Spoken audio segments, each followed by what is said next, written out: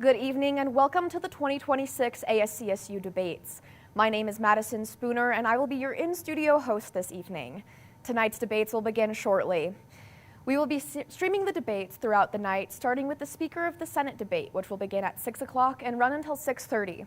The Vice President debate will begin at 6:45 and run until 7:30, and finally, to round out the night, the presidential debate will begin at 7:45 and run until 8:30. There are three candidate duos running to be next year's president and vice president: Jakye Nunley and Abraham Mapatano, Estavan Vega and Miriam Hill, and Victoria, Quesada-Stoner, and Gregg. Respectively, let's take a look at each of our candidates. The main pillars or goals of our campaign are centered around this idea of not only the academic enterprise and how we improve the value of the CSU degree, but how we take this experience that CSU students have and kind of reform it in a holistic sense. I think that our largest goal would definitely be to add voting representation on the Board of Governors for students, and I think that my biggest approach to this would be changing the systems in which allow things like this to be permissible. And so thinking about how, when that is done, how students are still integrated in that process is huge. I think that it starts with a conversation, but it gives you also the data you need to actually act upon real student concerns. But what we've seen this year, like under my administration, was huge growth to our student fee review board. Really doubled down on getting students engaged with this board. I think being able to see maybe like your CSU rec fee on your bill and not know what that actually looks like is hard, and being able to put it towards actionable things that happen during your student experience will kind of integrate people more into what they're paying for. Our three main campaign pillars are affordability, advocacy, and college experience.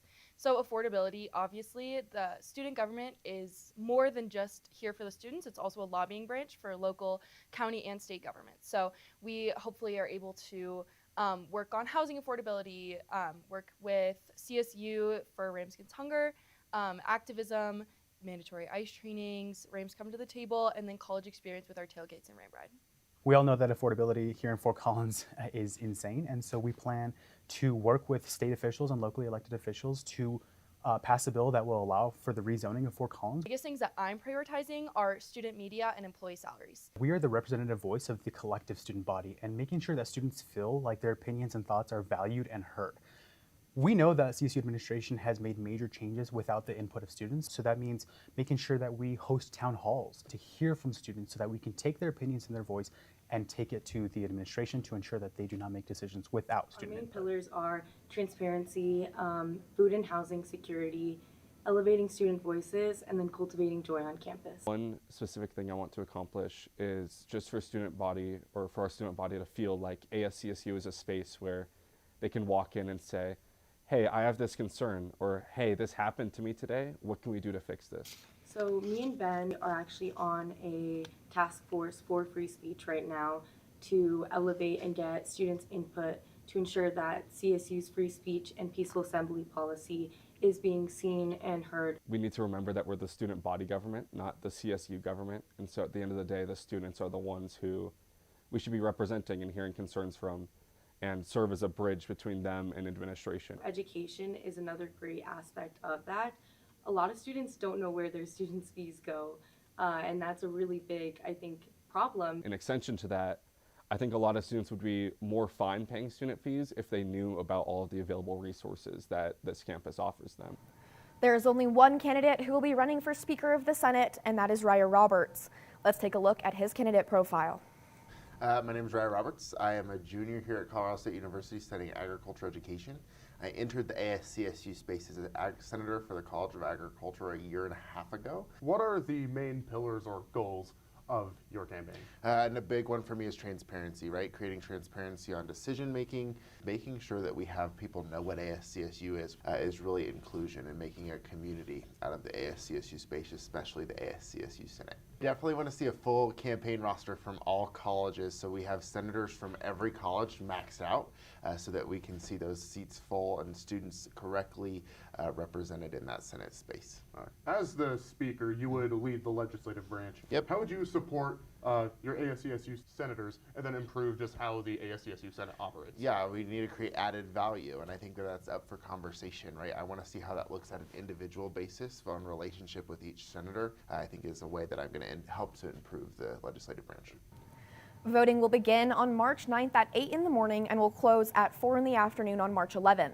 Voting will be through RamWeb. Once you log in, click on the link for ASCSU elections to vote for your candidate. To learn more information about the candidates, please refer to the elections blue book. The presidential and vice presidential tickets will be used ranked choice voting.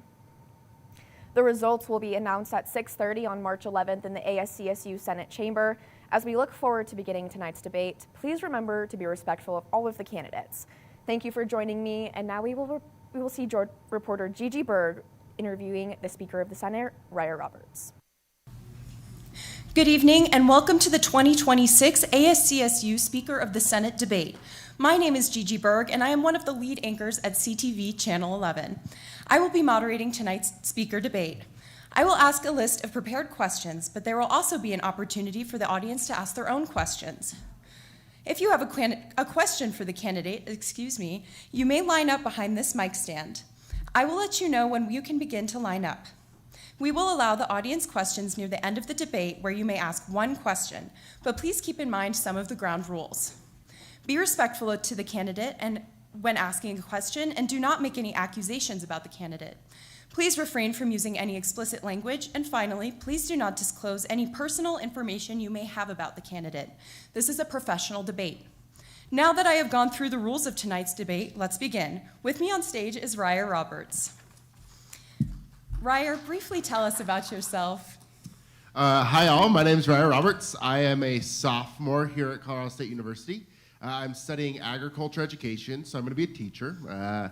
I have gotten to the ASCSU space about 1.5 years ago, and I absolutely fell in love with it.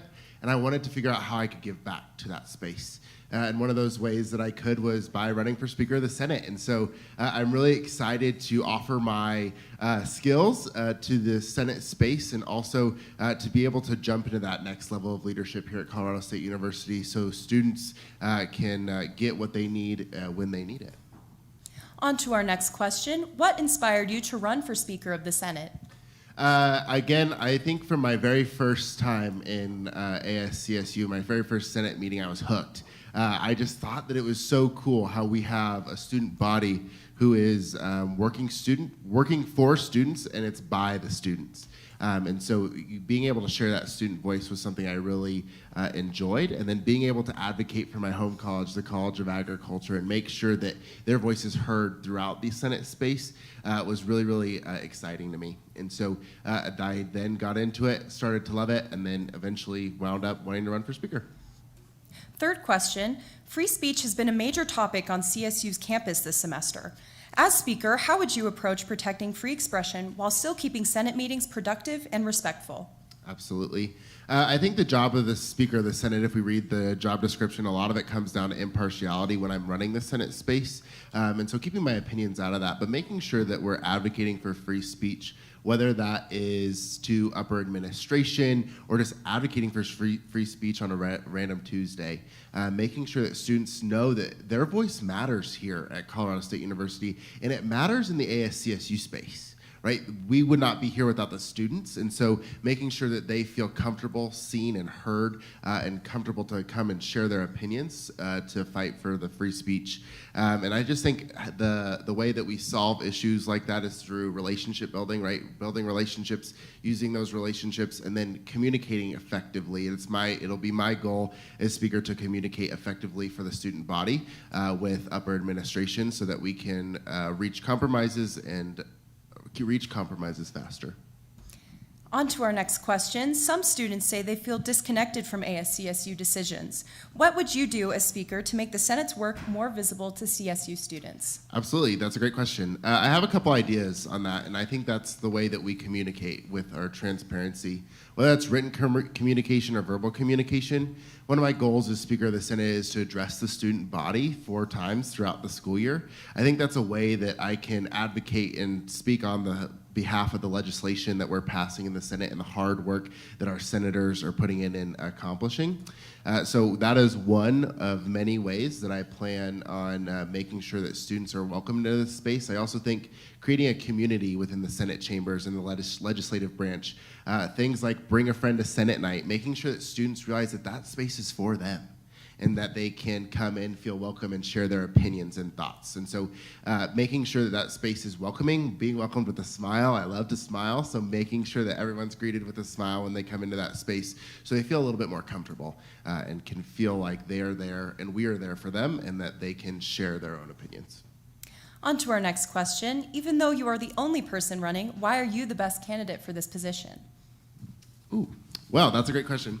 I would say that I have a very unique set of skills that have prepared me for a position like this. I had the opportunity to be a Colorado FFA state officer, as well as a 4-H state FFA officer, or 4-H officer. And those things really prepared me for a role like this. I was PR trained, I was trained on how to be impartial, and I was trained on how to work with people. And that is the goal and root of this position, right? Working with the individual students at Colorado State University. And so making sure that I'm putting those student initiatives first and using those skills that I've obtained over my 20 years of life to make sure that I'm providing best for the students. I would say that that gives me a leg up. And obviously the fact that I'm the only candidate also gives me a leg up. But I would say I have some very strong traits that are going to serve the Senate body well through my public speaking and my ability to make people feel welcome in a space. Our next question is, ASCSU helps oversee the allocation of more than $57 million in student fees. What role do you think the speaker should play in making sure those decisions are transparent and accountable? Good question. I guess, again, communicating with the student body what's happening in that space is very, very important to me. And making sure that students know why we're making decisions and the decisions that we are making when they're finalized and going through the process. So communicating with the student body is very, very, very big piece of that. Another thing that I think is also making sure that all those senator seats are full, right? If our senator seats are not full, our voices aren't being heard. So we need to be sure we're representing constituencies actively. It'll be my #1 goal to make sure every single senator seat, and I can promise you that by the end of my year, will be filled. I will go and knock down the doors until I find each and every student because their voices are valuable in that space. And we're going to have a full Senate. We're hopefully going to have to rent out this ballroom because we're going to outgrow that Senate space. So I'm looking forward to advocating for the student voices and making sure that we can bring in students so that they can actively represent and advocate for their constituencies. How would you work with the ASCSU president and vice president while still keeping the Senate independent? Nice. Interbranch collaboration is going to be a large part of what I do. I think ASCSU is for the students, by the students, and it's a giant student organization. And if we're not working together, are we really being that effective? And so I think the relationship building piece will be something that I strive very hard to work for. Making sure that I have a good working relationship with the president and the vice president so I can communicate what's happening in the legislative branch, and then they can communicate what's happening in the executive branch, as well as the judicial branch, right? The Chief Justice and I will also work together. I want to make sure that they're in the equation as well because it takes us all, right? And so making sure those working relationships, whether that's a text or a phone call, just checking in to see how they are, building that relationship and that rapport so that we can work together effectively. In your opinion, what is the most important responsibility for Speaker of the Senate? Impartiality, I think, is the #1 thing, and making sure that I'm not throwing any bias towards one college or another. And I think those are the skills I've talked about before that I've been trained to have. And so impartiality, I think, is one of the biggest pieces. And another piece that I think is very, very important is that speaker's ability to speak. And so I think the thing that I'm working on, I'm constantly working on my public speaking skills. And so I'm going to be able to use the current public speaking skills I have to communicate to the student body, but as well improve upon those throughout the year. Looking ahead to next year, what kinds of legislation or initiatives would you like to see the ASCSU Senate focus on?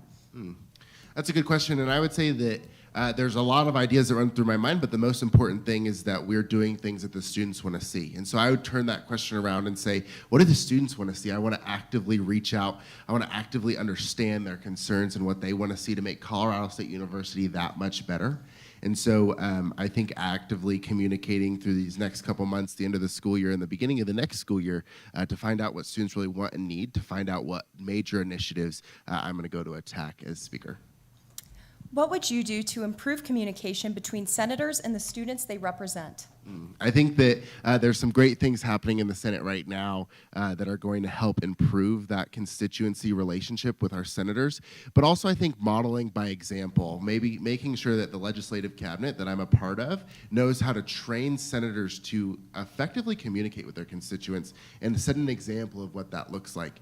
Just because we're running legislative cabinet also does not mean that we're not out there talking with students. And so making sure we are enforcing the rules that are set in our job descriptions for our senators so that they can actively and best represent their constituencies. So doing that by leading through example and making sure that we're enforcing those rules as they come up.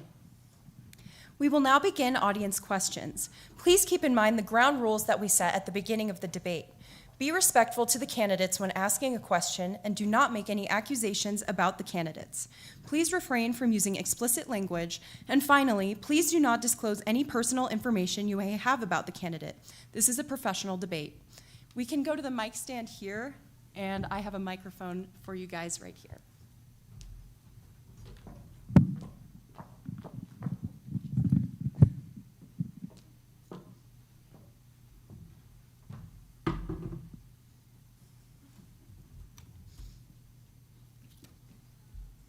Hi, how's it going? Just a quick question. So a big thing with ASCSU is student voices being heard.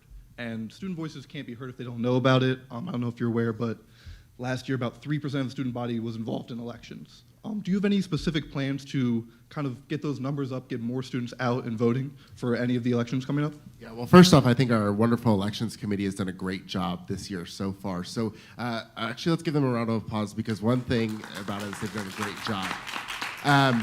So I think continuing those traditions that they're creating right now. So, and then amplifying that and ramping that up next year, if we can double it, maybe even triple that student engagement. I think a great way that we're doing that is doing by campaigning on the plaza, right? I've seen the campaigns out there doing a phenomenal job advocating for what they believe in. And I've also seen the ASCSU election team out there working hard. They are having late nights, early mornings, making sure students know about ASCSU. And so I think really amplifying that voice. Another way that we're gonna achieve that is through one of my other goals is making sure every senator's seat is full. That's gonna increase the volume and mass of senators that are advocating for ASCSU, as well as talking to their constituencies. So I think that's going to increase that voter turnout at the end of the year next year.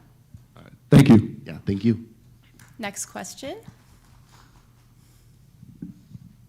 Tall. Hi. I'm wondering how, as a person in Senate, how will you make sure that senators' needs are being met, even while making sure they're still doing their job, but like making sure they're doing their job without them sacrificing their personal needs? Absolutely. I think we're students first, right? I think that's very, very important for us to realize.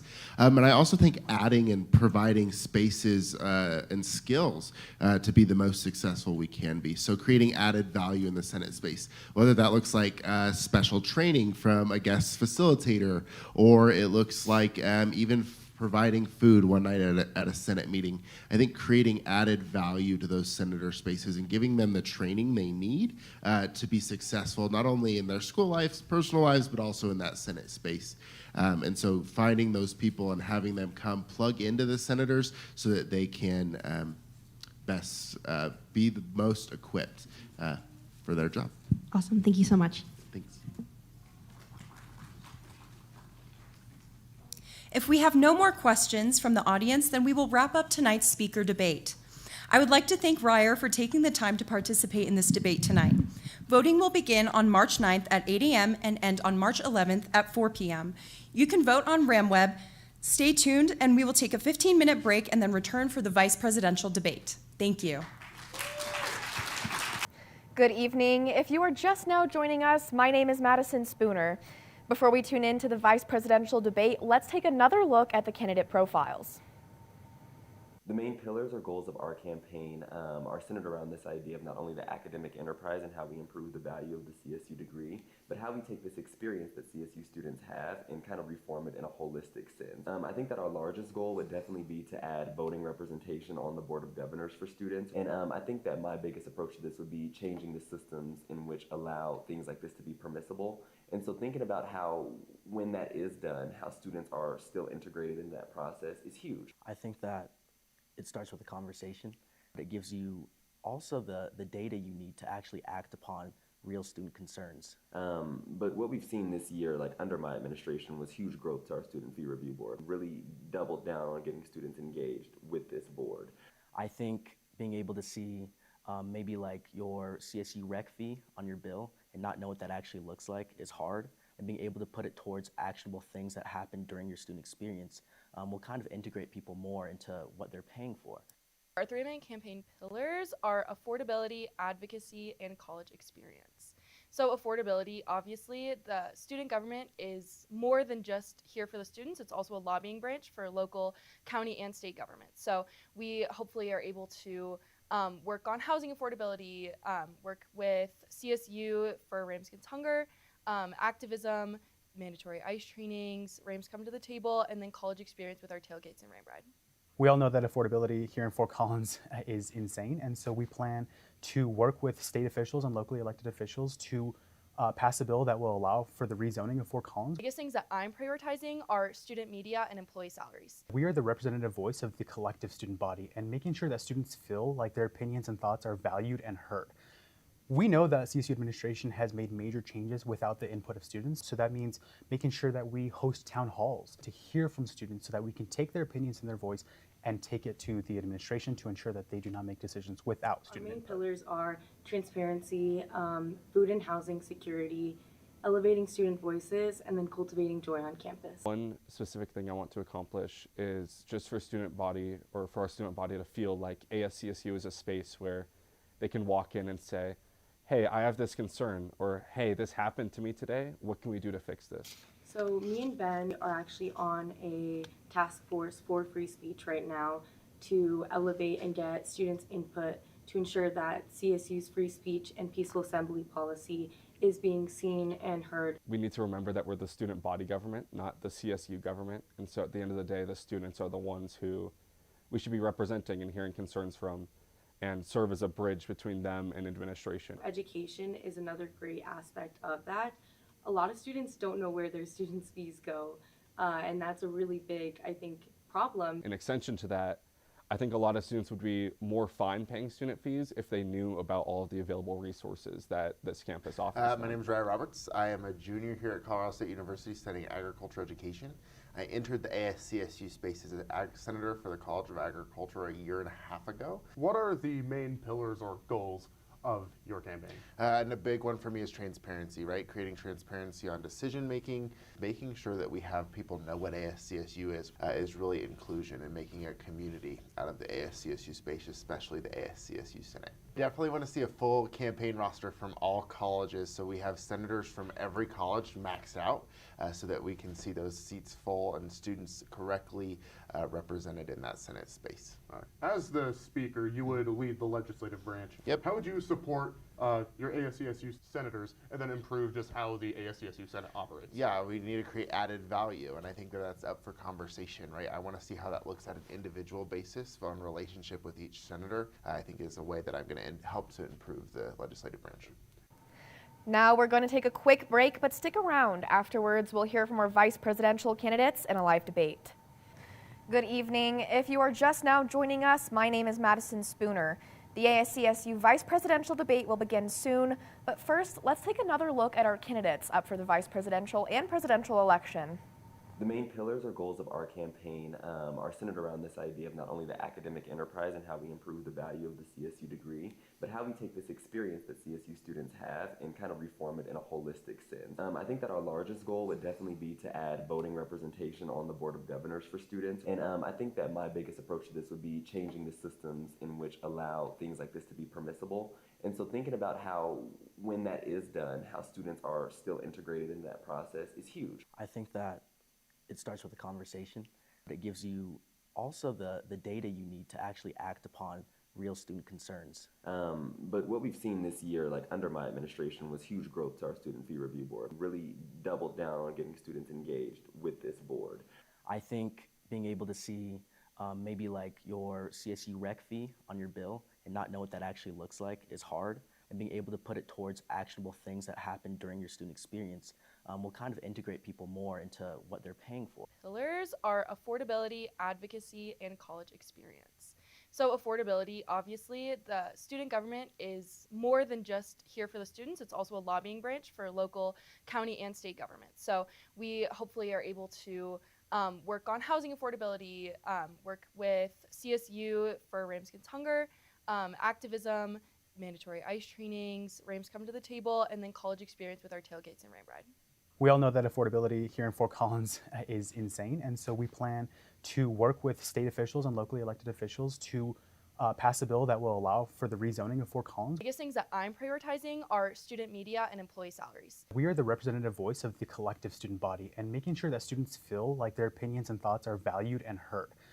We know that CSU administration has made major changes without the input of students, so that means making sure that we host town halls to hear from students so that we can take their opinions and their voice and take it to the administration to ensure that they do not make decisions without student input. Our main pillars are transparency, food and housing security, elevating student voices, and then cultivating joy on campus. One specific thing I want to accomplish is just for student body, or for our student body to feel like ASCSU is a space where they can walk in and say, hey, I have this concern, or hey, this happened to me today, what can we do to fix this? So me and Ben are actually on a task force for free speech right now to elevate and get students' input to ensure that CSU's free speech and peaceful assembly policy is being seen and heard. We need to remember that we're the student body government, not the CSU government, and so at the end of the day, the students are the ones who we should be representing and hearing concerns from, and serve as a bridge between them and administration. Education is another great aspect of that.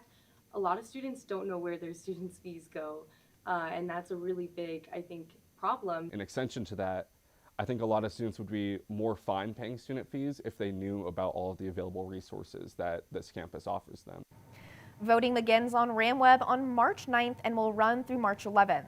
Stick around, the vice presidential debate will begin shortly, moderated by Democracy Fellow Ali Seibel. Good evening, and welcome to the 2026 Associated Students of Colorado State University Vice Presidential Debate. My name is Ali Seibel, and I am a Democracy Fellow with the Strayer Center for Public Service Leadership and the Editor-in-Chief of the Rocky Mountain Collegian, and I will be moderating tonight's debate. Before we begin, I would like to emphasize some ground rules. Please be respectful of other candidates when answering questions and do not make any accusations of your fellow candidates. Please keep in mind that Article 10, Section 6 of the ASCSU Elections Code enumerates that candidates must not make false statements or communicate in a manner that defames another candidate. Please refrain from using explicit language and follow the CSU Code of Ethics at all times. For tonight's debate, every candidate will get 90 seconds to answer a question. If you go over that allotted time, your mic will be muted and I will gently cut you off. There will also be an opportunity for the audience to ask questions. If you have a question for the candidates, you may line up behind the mic stand right here. I will let you know when to begin lining up. We will allow audience questions near the end of the debate where you may ask one question, but please keep in mind some ground rules. Please be respectful to the candidates when asking a question and do not make accusations of the candidates. Please refrain from using any explicit language and do not disclose any personal information you may have about a candidate, as this is a professional debate. Now that I have gone through the rules of tonight's debate, let's begin. With me on stage are Abraham Mapatano, Ben Gregg, and Miriam Hill, our candidates for vice president. Welcome, everyone.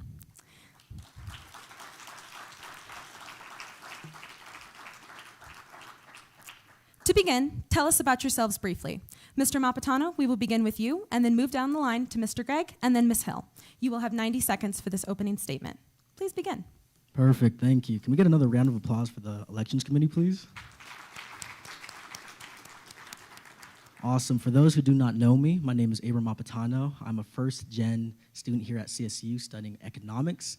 I'm also in the honors program. I am the only boy in a house full of girls, 5 older sisters, and I'm just here to make real change on campus. And I believe that starts by meeting with students where they're at and not hiding away from what ASCSU has done previously, but building off of these connections that we've built with the previous Nunley Godchild administration.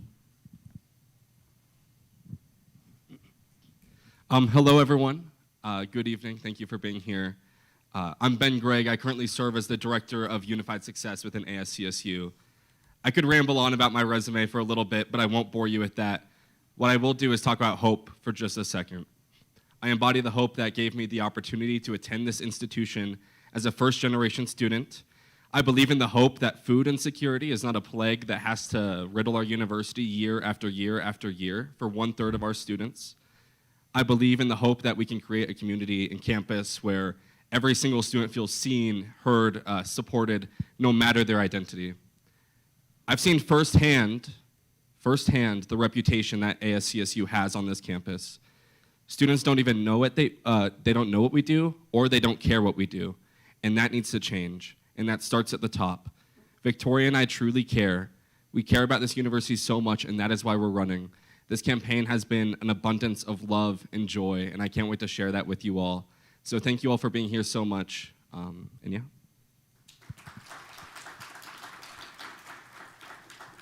Hi, everyone. Firstly, thank you to Abraham and Ben, and thank you for CTV and student media as a whole for putting this on. We really appreciate it. My name is Miriam. I am a sophomore majoring in watershed science and sustainability with a minor in geology. I'm originally from Austin, Texas, and I originally started in the student government space last spring. Actually, this exact time period, I voted on RamWeb, which I didn't even know what ASCSU was, what it did. I just got the notification, and I was like, you know what? Sure. I saw an empty seat for a Warner Senator position, and I cold emailed someone. I said, my name is Miriam. I think this is cool, and I'd like to join. And a year later, here I am. I'm so grateful to be standing in front of y'all today. Being an out-of-state student and just a student in general is something I don't take lightly. Ever since I first stepped foot on this campus, I've pledged to say yes to every opportunity, not just to better myself, but to better y'all, to better our campus, and to better the world around us. And I truly believe that Estavan and I embody those values. Thank you. Thank you, everyone. Moving on, our next question is going to be to tell us why you are running to be the next ASCSU Vice President. And I appreciate that you passed the mic down, but we're actually going to start with Miriam this time in reverse order. Hello again. So I decided to run with Estavan and join this team, specifically for a few reasons. First of all, I was just so impressed with Estavan and all of his goals and aspirations. I think that was very inspiring. Additionally, I think the most important part of ASCSU is that, not a lot of students know what ASCSU is, which is frankly concerning, right? Like, this is our student government. And the executive branch, one of their main roles is outreach and marketing.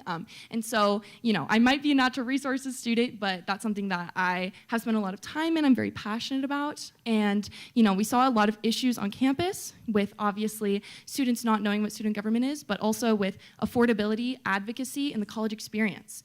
We want to make this campus safe, affordable, and fun. And we want to do that in a way that, doesn't make life more expensive here on campus. So that's why I decided to run. Thank you.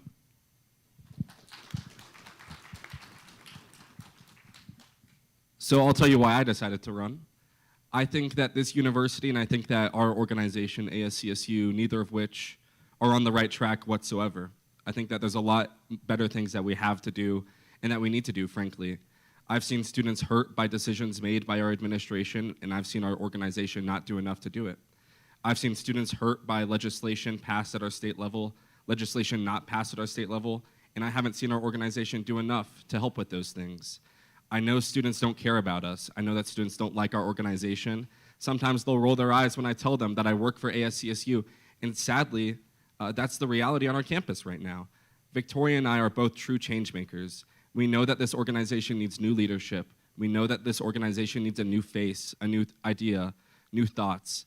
It needs a culture shift, and we're the ones to do that. Quite frankly, I've been in this organization too long, and I know what ASCSU can be. It's one of the highest funded student governments in the country. It is powerful. ASCSU has a real voice for advocacy and change on this campus, and we are not using that voice. But I promise you right now that Victoria and I will use that voice. We will never let the student body down because we will fight for you at every single turn. And I know that Victoria and I will do that, and I have it in my heart. And it's what I can't wait to do once we get elected.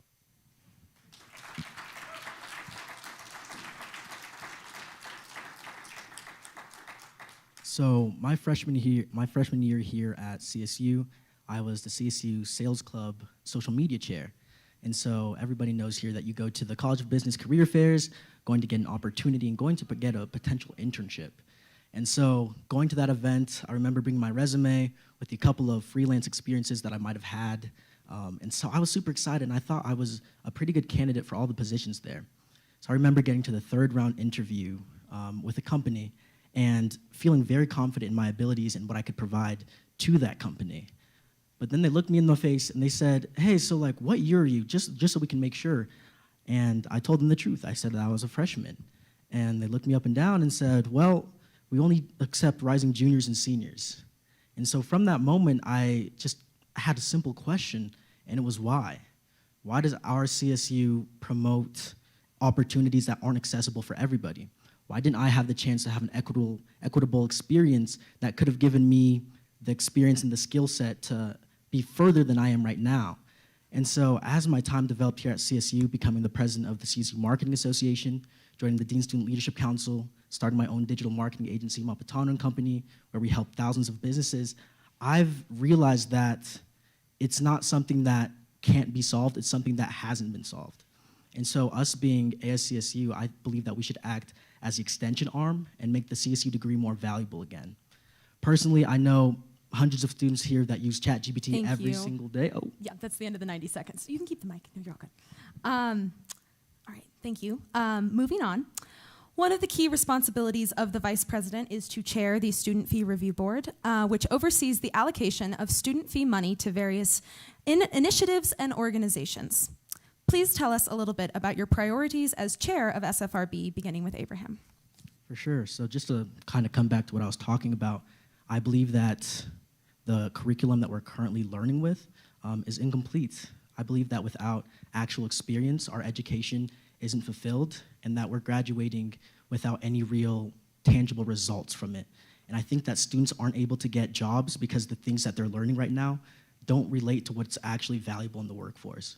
And so with the Student Fee Review Board, what I would like to do is create an additional program that would be complementary to curriculum, that would be able to have students get real-world work while they're still in college, giving their portfolio a little bit more diversity, and also adding resume experience that transforms their lives for the better.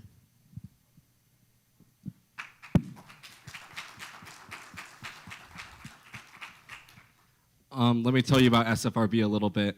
This is one of the projects I'm most excited about as I hopefully step into this new role as Vice President. I know what it's like to serve on a lot of these boards on campus. I've served on them myself, and I know how much they help students. I'll give Joseph Godshall his flowers. He developed an amazing board, and I hope to even surpass that. I think that some of these student fee-funded areas are amazing. I do think that the mandatory fee increase is unfortunate, but I do think one thing, if students were aware of all the benefits they got from this campus, if they were aware of where their student fees actually went, they might be able to, digest those fees a little bit more. I think it's a disservice to students that they pay money and they don't really see any transparency about where their dollars are going. We will build out transparency. We will say exactly where these student fees go, what all the student fee funded areas are, and why we're funding them. We won't just say, hey, you need to pay us this money, and we're just gonna do something with it. And it's just gonna go into this account, and thank you for your contribution to CSU. We want you to be a part of the decision-making process with where your dollars go, because you vote with your money, right? You pay for what you believe in, and if you're not paying for causes that you believe in at this university, why are you even paying the money at all? So I believe that transparency is the real first step, and that would be my largest priority working on SFRB.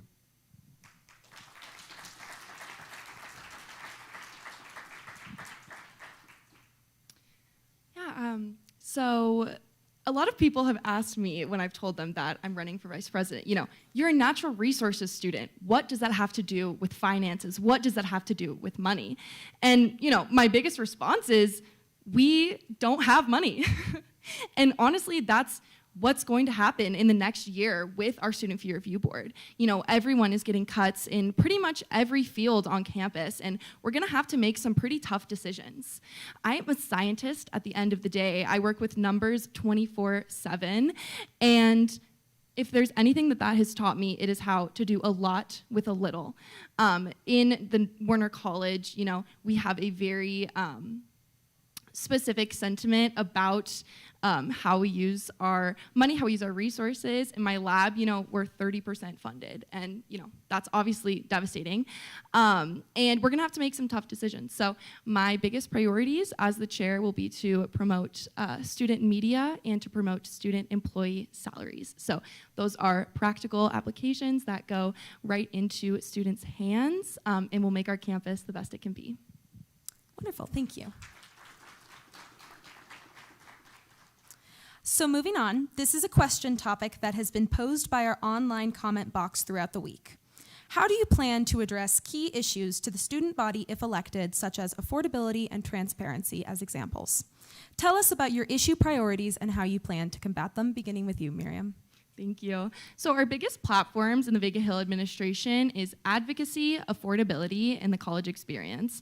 So starting with advocacy, we know that as president and vice president, we will be in a lot of rooms that the average student will never step foot in. We will be meeting with the Board of Governors, with Amy Parsons, and those are places that we hope to raise every single student's voice and opinion throughout. So we plan to do that in a few ways. We're going to have town halls and, come to the table dinners because everyone can unite through food. That's something I'm very passionate about. Secondly is affordability. We plan on helping increase parking affordability for students as well as housing affordability, working with the state legislature. And finally, college experience. We plan to implement Ram Ride on Thursdays as well as tailgates at basketball games.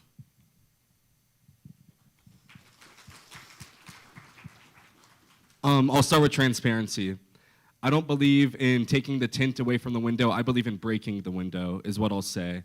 Thank you. I think that the fact that our administration can walk into a room with ASCSU representatives, close the door, talk about some topic such as free speech, and then what happened in that room is never told to a single student outside of the organization is a disservice to everyone. Every single CSU student is an associated student of Colorado State University, and it's about time that we start acting like that. The fact that our office windows are black and that you can't see through them is not just a physical thing, it's a metaphor too, because our office has been closed off for far too long. There's a reason why students don't trust our organization, and it's time for that to change. And now I'll talk about affordability as well. Me and Victoria have that very near and dear to our hearts. Food and housing stability is one of our 4 main campaign points. We plan to meet with every single one of the managements of the 10 most highly populated student apartments around Fort Collins, demand them to lower their fees, demand them that they tell their tenants why they're charging those fees. I pay a $250 activity fee at my apartment. I couldn't even tell you what that's for. It's charging students for nothing. It's using our students as wallets and nothing else, and it's disrespectful. We're going to work with Rams Against Hunger. We're going to make sure students know their resources. We're going to work with computer science students to develop an app that will tell them more about Rams Against Hunger and information there. Thank you.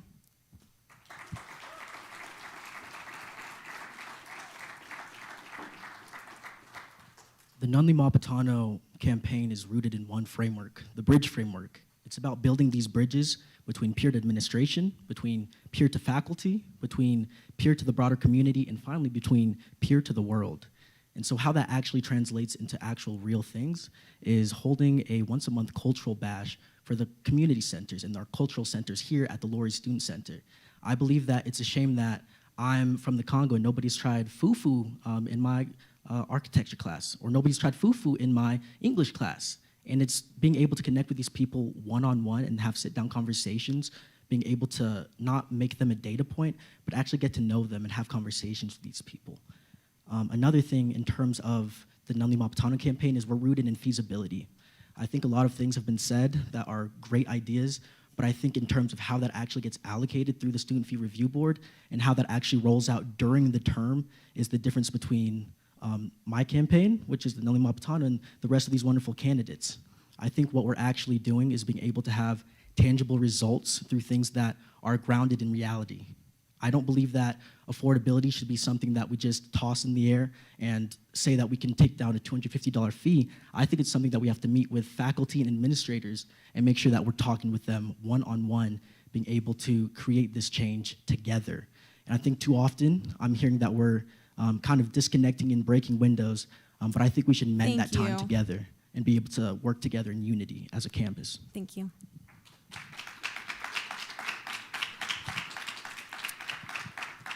All right, thank you everyone for your time tonight. If you are an audience member who would like to ask a question of one of our candidates or all of our candidates, you may begin lining up now by this mic stand right here.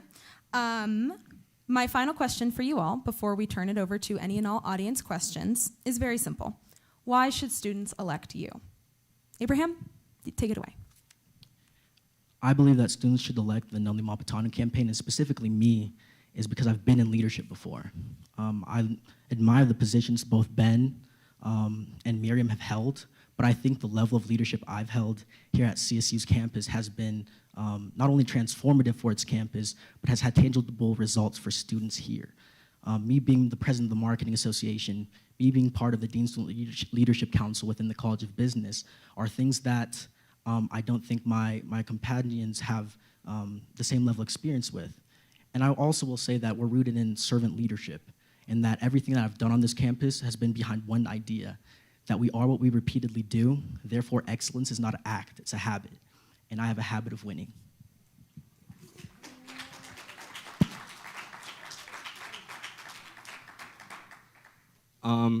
First off, thank you for the comparisons, Abe. I'll make my own comparison of sorts. Unlike my other opponent here, I have been involved in ASCSU. I serve as the Director of Unified Success. I served in the Office of the President last year. I have served on the Sports Club Advisory Board. I've served as a president of multiple student organizations, one with 120 members. I know what it is like to lead a large organization. I've served on the Board of Student Organization Funding. I have been a presidential ambassador, which was in the past, but I did that. And so I don't think that we should be comparing ourselves to each other, honestly, Abe. I find that a little disrespectful because if you want to elect someone into an ASCSU position, I feel like having that experience in ASCSU is pretty critical. I know what the issues on this campus are, and I'm actually ready to solve them.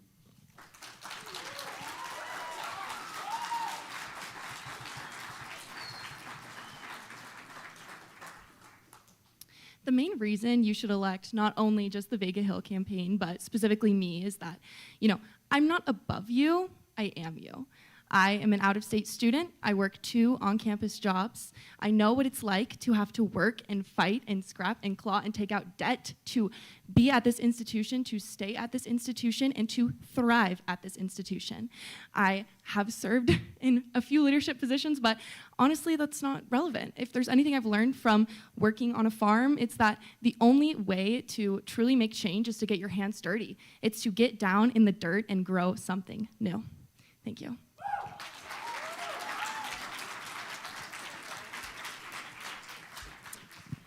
All right, we will now begin audience questions. Please be mindful of our ground rules established at the beginning of the debate, and keep your questions concise and relevant to these elections, please. We are operating on a first-come, first-served question basis. Please be respectful when asking a question and do not make any accusations about the candidates. Just a brief reminder of our ground rules. Please refrain from using any explicit language. Please do not disclose any personal information you may have about a candidate, and I would just like to remind everyone that this is a professional debate. So if anybody would like to ask a question, please come up now.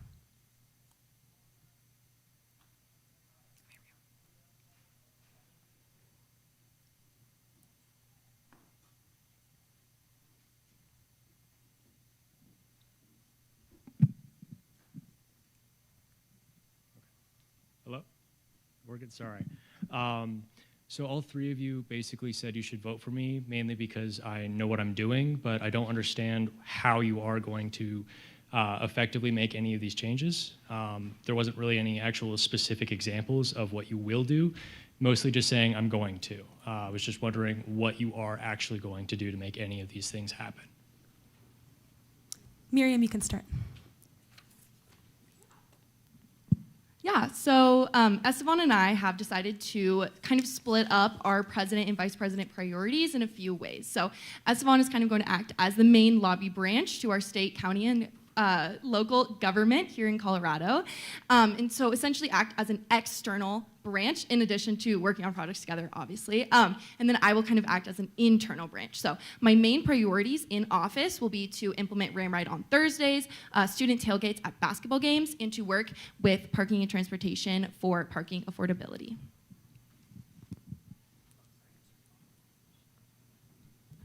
Thank you so much for the question. I'll take you through our 4 main campaign points and quickly touch on each one of them. The first one is food and housing security. I kind of touched on that in a previous question, didn't get to fully finish my point. I think Rams Against Hunger is an amazing program on campus that Victoria and I hold near and dear to our hearts. We want to work with computer science students to develop a comprehensive app that tells them all the locations of Rams Against Hunger pantries, what food those pantries have, the hours of operation. That way, when you get out of class at 2 p.m., you're hungry, you kind of want to go home, you could instantly just go to one of the pantries and know that it will have food that actually sustains you and that you'll actually enjoy. Our second one is elevating student voices. Like I said earlier, I think the fact that ASCSU has so many closed-door meetings is something that screams privilege, to be honest with you. I believe in breaking down those barriers. I believe in inviting students into the space and going out into the classrooms, presenting about what we do, which is something I began doing this year, which is what I continue to do, and I will expand that going into next year. Lowering barriers of entry into ASCSU, telling students how they can get involved, working with the different branches to create easier ways for first-year students specifically to get involved with our space, because I think we're shutting off a lot of students right now.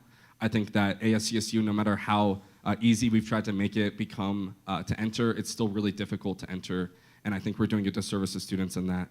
Our third one is transparency. I think a lot of the policy changes that happen on campus are done so in the dark. So we're going to create an opt-in notification for students to know about every single policy change that does happen that impacts students directly. That way we'll have more transparency from administration.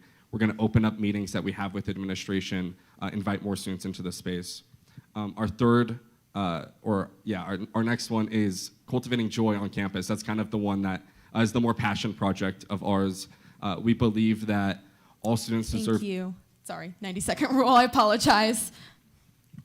Yeah, thank you for that question. I think it ultimately happens, how this change happens is through conversations. I don't think this is something that is as amorphous as even our platform points. I think it's as tangible as sitting down with people and asking them what's wrong. I really do agree with a lot of the candidates that we all have this kind of overarching view of we need to start talking to our administration more, and they need to be held accountable. And how that accountability actually is exercised is going to be through administration office hours. And so once a month, even though it can't always be Amy Parsons, we're gonna have someone come in, let's say this is a provost, and you have questions about education. In my CO 150 class, I'm given 3 essays that don't pertain to anything I wanna learn about or I'm going to do in the future. And so I think it's being able to have these sit-down conversations and meet people human to human in order to make this change. I don't think it's even a platform point. I don't think it's one of our pillars. I don't think it's any one of these things that is just going to be typed down on a computer. I think it's face-to-face with another human and working together to solve these problems. So to answer this shortly, I do think it's building bridges between people and making sure that these connections are fostered through clear and constant communication.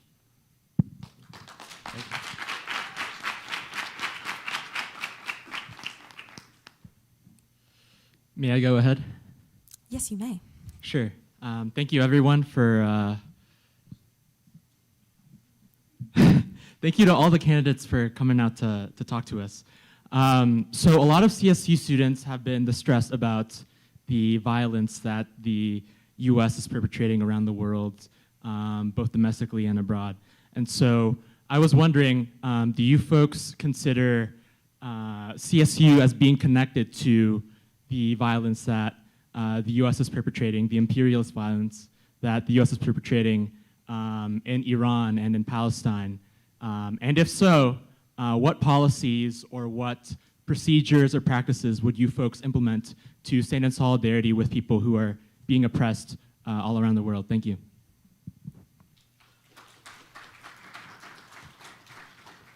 I think that's an amazing question, and to answer that, I think the broader answer is just context.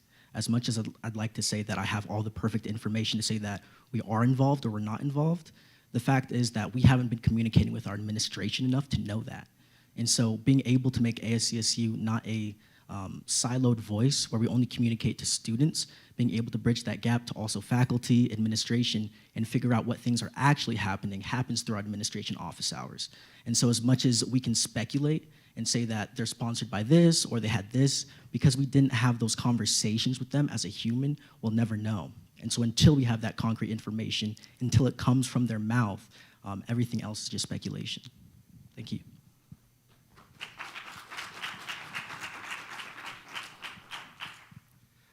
That was a very strong stance, and now I'll say mine. Absolutely, I think that we are involved.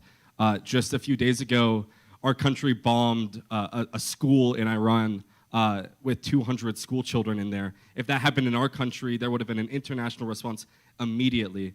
The fact that these countries across the ocean are looked at so differently just because they're brown is a disservice to our whole country, to everyone in it, and specifically the brown students on our campus and the people on our campus who have connections across the ocean over there.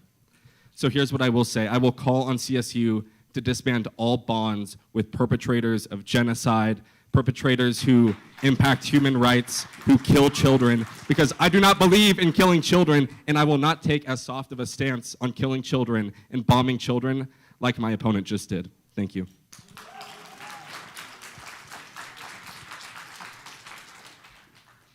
So I'm a campus ambassador, and the other day I was giving a tour to prospective students, and we were walking past the LC Plaza, and someone was like yelling at my guests, like, CSU funds genocide.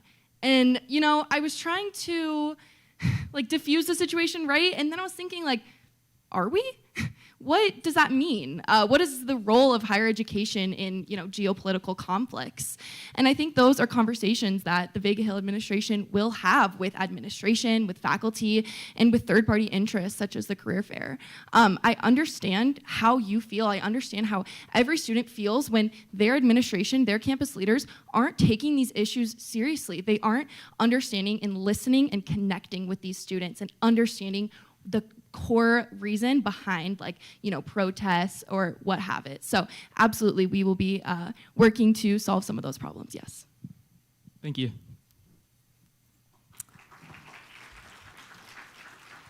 Just a quick reminder for everyone asking a question, please keep your questions as concise as possible so that the candidates have ample time to answer. Go ahead. Hi, thank you guys. I was wondering, with the shifting in federal funding as far as public education goes, I know personally a grant that I rely on as a self-funded student is being removed. What are you going to do to not only support the students who are at risk with grant cuts and shifting in federal funding, but also the centers here on campus, such as the cultural centers, the language department? What are you going to do to support those at-risk communities financially? Absolutely, and I'm so sorry that's happening to you. Thank you. I will say, you know, in the natural resources world, this has been happening for the past 3 or 4 years.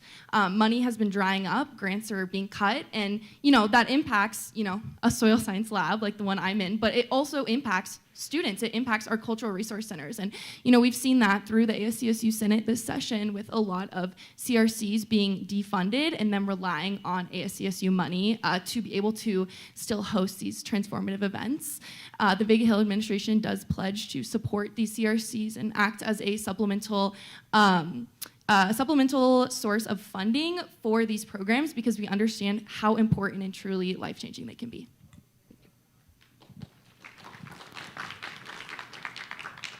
Yes, thank you so much for the question. I second what Miriam said. I'm so sorry that's happening to you. I'll discuss cultural resource centers for a little bit here. The fact of the matter is that cultural resource centers save lives. They are one of the greatest things that we have on this campus, if not the greatest thing that we have on this campus. There are so many students that rely on going into those CRCs every single day, seeing people they can trust, seeing their friends, seeing their community. The fact of the matter is that CSU is a very white institution, and if those CRCs go, some of our only cultural communities are also going alongside with them. Victoria and I, at every single step, pledge not only to defend the CRCs, not only to help the CRCs or support the CRCs, we will fight hand in hand with the cultural resource centers because that is what it takes right now. Our government is not slowing down. Our government is not slowing down, so neither will we. We will fight at every single turn to support our cultural resource centers and the constituencies that they protect.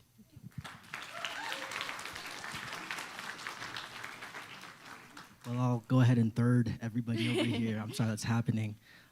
Where I think we can feasibly do something is if we're not going to get funding from our federal government, we need to find funding from other places. And so something that we're looking towards is having opportunity sponsors, being able to have companies that come in here and want to support these cultural centers, acting as supplemental funding for these cultural centers. And so this isn't something where I believe that ASCSU has infinite pockets, because that's just simply not true. This is something where we're going to have to start acting on the abilities that we do have. That's the abilities to use our voice. It's the ability to talk to people. And as the president of the Marketing Association, as the CEO of my own company, something I'm well versed in is talking to people. It's sales. It's being able to connect with people and tell them what the problem is and how we can solve it.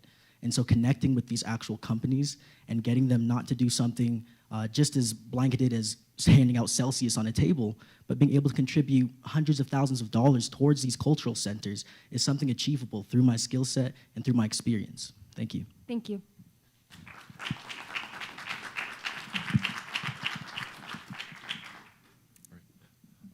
Hi, I was wondering, knowing that over a third of CSU students are actively facing food insecurity despite continuous access to food banks and local resources, what sort of solutions do you have outside of those? For sure. Thank you for your question. I believe that being able to eat, being able to meet your basic needs is what excels you and propels you to gain an education and to actually stay here for your next 4 years. And so I do think that's an insane problem that we're having here on the CSU campus. What I will say is just go back to my last point is that outsource and resources and funding are becoming increasingly important. And so I don't think this is something that can be solved just solely by the resources that we have here at ASCSU, but I do think partnerships and building partnerships that have been forged by the Nunley Godchild administration through these connections that we've already set the foundation with, being able to continue to bridge those and grow those these next couple of years or these next couple of months is what we look at doing. So essentially company funding to not stop, but mitigate food insecurity here on campus.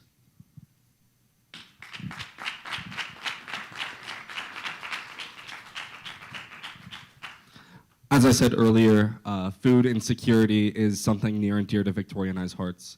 I already spoke about the Rams Against Hunger app that we want to develop in creating jobs for computer science students in doing that venture. So I'll talk about kind of the second part of Rams Against Hunger, which is the meal swipe donation program. A lot of students don't realize that they're able to apply for supplemental meal swipes if they demonstrate the need to do so. I think I've heard time and time again that housing and dining rely on students not using all of their meal swipes to keep their profits up. I think it's about time that we put students' hunger over profits.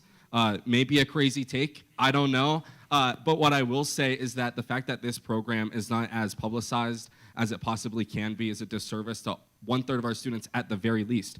Those are just the students who reported that they were facing food insecurity. It's not an easy thing to confront that you're facing food insecurity. A lot of students don't want to say that. They don't want to open up like that. And we're not going to make them. We're going to give the resources to them. We're not going to make them chase after these resources.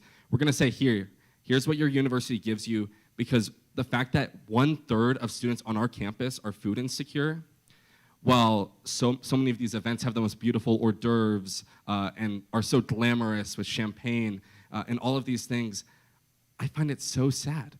This university would not run without its students, and it definitely will not run if its students are going hungry.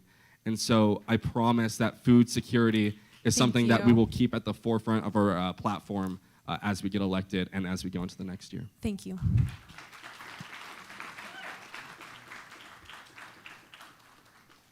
Yeah, I just wanted to start by saying that, I'm one of those three. I've been public about being on SNAP and relying on EBT before, and it is such a life-changing program. And we have so many things here at CSU that do support our hungry Rams, and one of them is growing food security. That's actually a farm we have just north of campus, run by a grad student. And essentially, what they do is grow food, local organic food, and donate it to the food pantries. This is something that relies on ASCSU discretionary funds year after year. It's not not institutionalized, and it's not guaranteed. This is a failure. I started volunteering on a farm when I was 16 years old, and it changed my life. It's why I work in natural resources. This past summer, I was an AmeriCorps member serving the Gunnison Valley at Mountain Roots Food Project.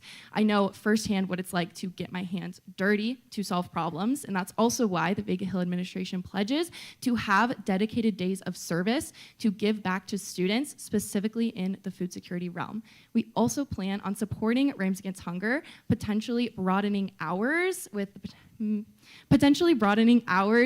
it's more accessible for students.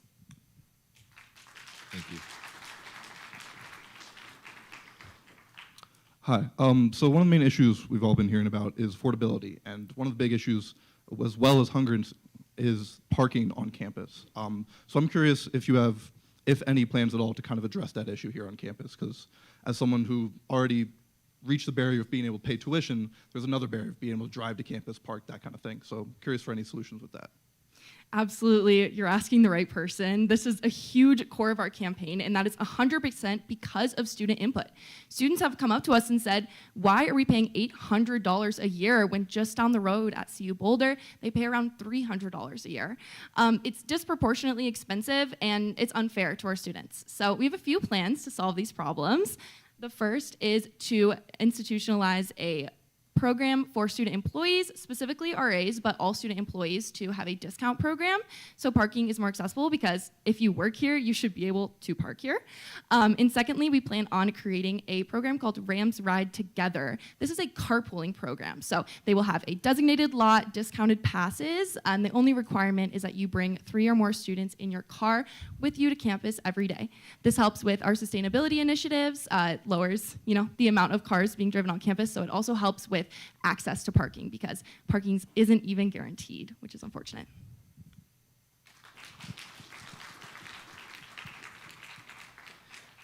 Yeah, speaking of parking not being guaranteed, I think it's a disservice that our university sells more spots than are actually available.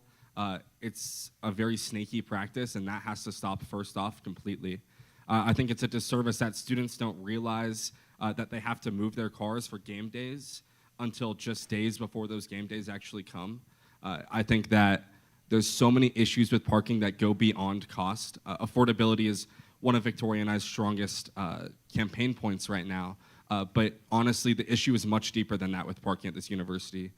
We are going to work with all 3 branches to develop a proposal with the University Facility Fee Advisory Board to once again develop an app that will real-time show parking availability in every single lot on campus, so students can make the conscious decision before they leave whether they should bike, whether they should take the bus, or drive their vehicle based on real-time availability on campus.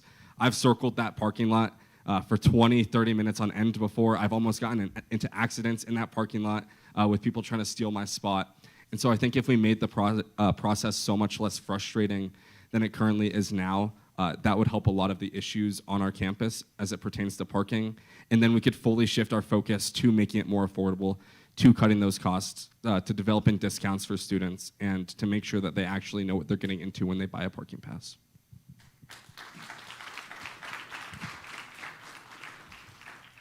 I want to agree with that. I want to agree with what candidates are saying, and the large idea is that parking is terrible. Parking is terrible, and it's a problem here at CSU. But before we create any different initiatives, before we send out a policy, as the chair of the Student Fee Review Board, we want to make sure that you're not going to pay somewhere else.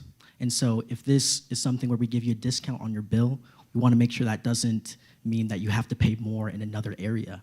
Because I believe that money doesn't come from anywhere, it's allocated. As an economics major, this is something I'm very well versed in, and being able to properly allocate these funds is going to be a challenge. But I believe that with communication with the student body and figuring out if it does cost more somewhere else to make this happen, that change is worth it for you. Thank you. All right, thank you. We're able to take 2 more questions, so the next 2 people in line, feel free to ask. I'm very sorry to those of you who are in line for time constraints. We have to move along with these 2. Thank you for your time today. My question would be, what do you believe is the most missed opportunity at ASCSU right now, and how do you plan to activate on that? First of all, thank you for your question. I think that the biggest missed opportunity in ASCSU is to act as the execution arm for students, whether that being students' voice. So when we have these administration hours, not only getting students involved with faculty, with administration, having them talk about these things, but once that conversation is done, being able to execute what was just said is super important. And I think conversations within themselves are important. Without execution, we're just wasting time. And so I do believe that it takes a lot of ability to prioritize and to make sure that these things are happening in sequencing and not just all at once. And so prioritizing our peer-to-peer administration work for it first, and then kind of going in order of importance based on what students believe is the most important thing to them. I also think that it's a shame that we're not getting more value out of our CSU degrees. I think that ASCSU should be able to make tangible differences through the Student Fee Review Board to create supplemental programming to make sure that you're getting real-world work while you're still in school. So you know, one, that you actually want this major and that it's worth $120,000 that you're about to pay for it. And two, that you can actually get a job once you leave school because you've done this before. Thank you.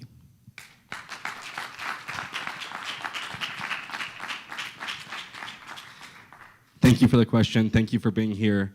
I think the biggest missed opportunity that ASCSU currently has and has had for so many years is its complete and utter disconnect with its student body. Long has it been forgotten that we are the student body government, not the CSU government, not the CSU administration government. We serve the student body, and that is it at the end of the day. Me and Victoria walked into a room with 40 students the other day, and I said, raise your hand if you can tell me one thing ASCSU has done this year. Guess how many hands were raised? Not a single one. We sat in that room for silence for 10 seconds. Not 1 out of 40 students could say one singular thing that their student government has done for them. I think that's disgusting. It's sickened me to my core, and it's time for that to change. And quite frankly, I don't think that my opponents here are ready to make that change as much as Victoria and I are. We are real change makers at this university.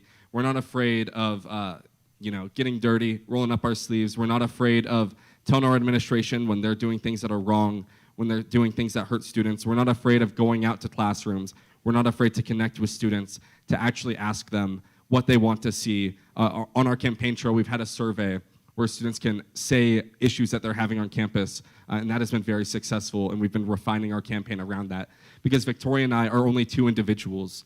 We are nothing without this student body. They're the ones who will elect us. And quite frankly, if we're not getting input from them at each and every turn, Thank you. We're doing a disservice to the student body. Thank you.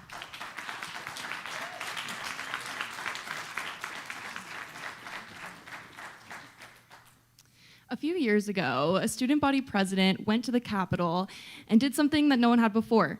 He repealed U+2. This was a rule that negatively impacted students for generations. And that act of ASCSU, our executive branch, being a lobbying branch, representing our students in the highest levels and the highest positions, going beyond CSU to our state government, repealing a law that was long overdue, is something that Estavan and I are proud to do. We truly believe that previous administrations have left large shoes to fill when it comes to having relationships with our state legislatures, when it comes to making change in Fort Collins and Colorado as a whole. And we plan to fill those. Thank you. Thank you. Hi everyone, my question tonight is what is your guys' campaign's approaches to standing up to the university and to Amy Parsons in their cowardice to the Trump administration's attacks on immigrant students, our cultural resource centers, as Ben had mentioned, our queer and trans students, and DEI and access to education? Absolutely. So I actually started my freshman year on a committee in my department for DEI, and that was kind of my first introduction to the DEI space. And through that year, we had to change the name, formally disband the committee, and kind of warp how we treated DEI in that space, which is frankly unacceptable. The students don't want defunding of CRCs. The students don't want all of these attacks on our students, but our administration feels pressured because they're worried about money.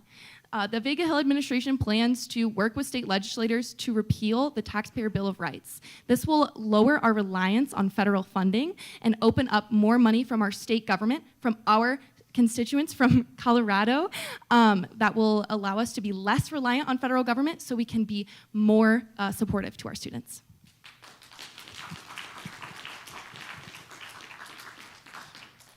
Here's what I'll say. Yes, we get 1/3 of our funding from the federal government, but here's what I'll also say. When I learned that the Trans Day of Remembrance ceremony was not being supported by our administration anymore, I was sickened to my core. And I thank my coworkers who kept that event going, and it was beautiful nonetheless, and that's what we have to continue to do. I'm disgusted that our administration is choosing to put profit over their people. Trans students are the lifeblood of this university. Brown students are the lifeblood of this university. LGBT, Black, all these identities. If we erase those identities, which is happening right now, this university will just be a shell of itself. The only service that our university is doing by erasing these identities, by not putting on these events, are directly benefiting the Trump administration. And that is that. Me and Victoria will fight at every single turn to protect students of those identities, and we've done that this whole year. Me and Victoria have shown that we're not afraid to call out our administration when they do things that are wrong or things that we disagree with them on. And I will support the students' right to free speech no matter what. Me and Victoria have been champions of that. And I think that when our rights get taken away as students, if our cultural resources get taken away as students, this university is absolutely nothing, and I will not stand for that.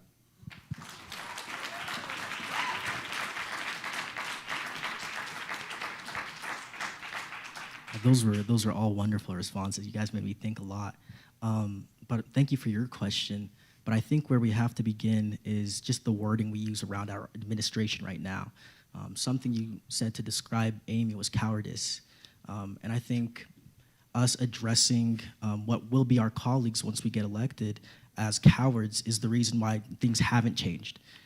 I think how we address people, how we're able to bring up concerns, how we're able to actually try and make change is extremely important. And how we can articulate these problems to people are important.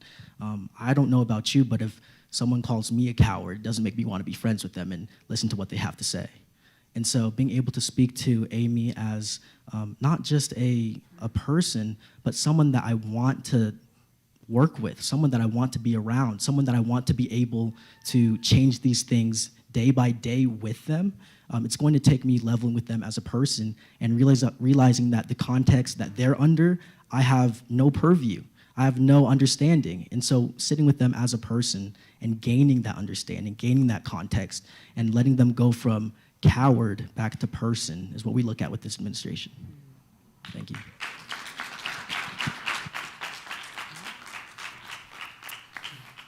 Thank you very much. Our time is now concluding, but I would like to personally thank each and every candidate and audience member who has participated in the debate tonight. Please remember that voting opens on RamWeb next Monday, March 9th, and is open until 5 p.m. on March 11th, so please be sure to go cast your vote. Stay tuned for the presidential debate coming up after a short break.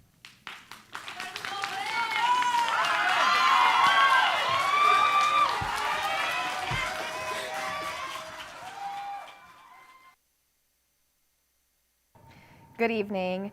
If you are just now joining us, my name is Madison Spooner. Tonight, the presidential debate will begin at 7:55.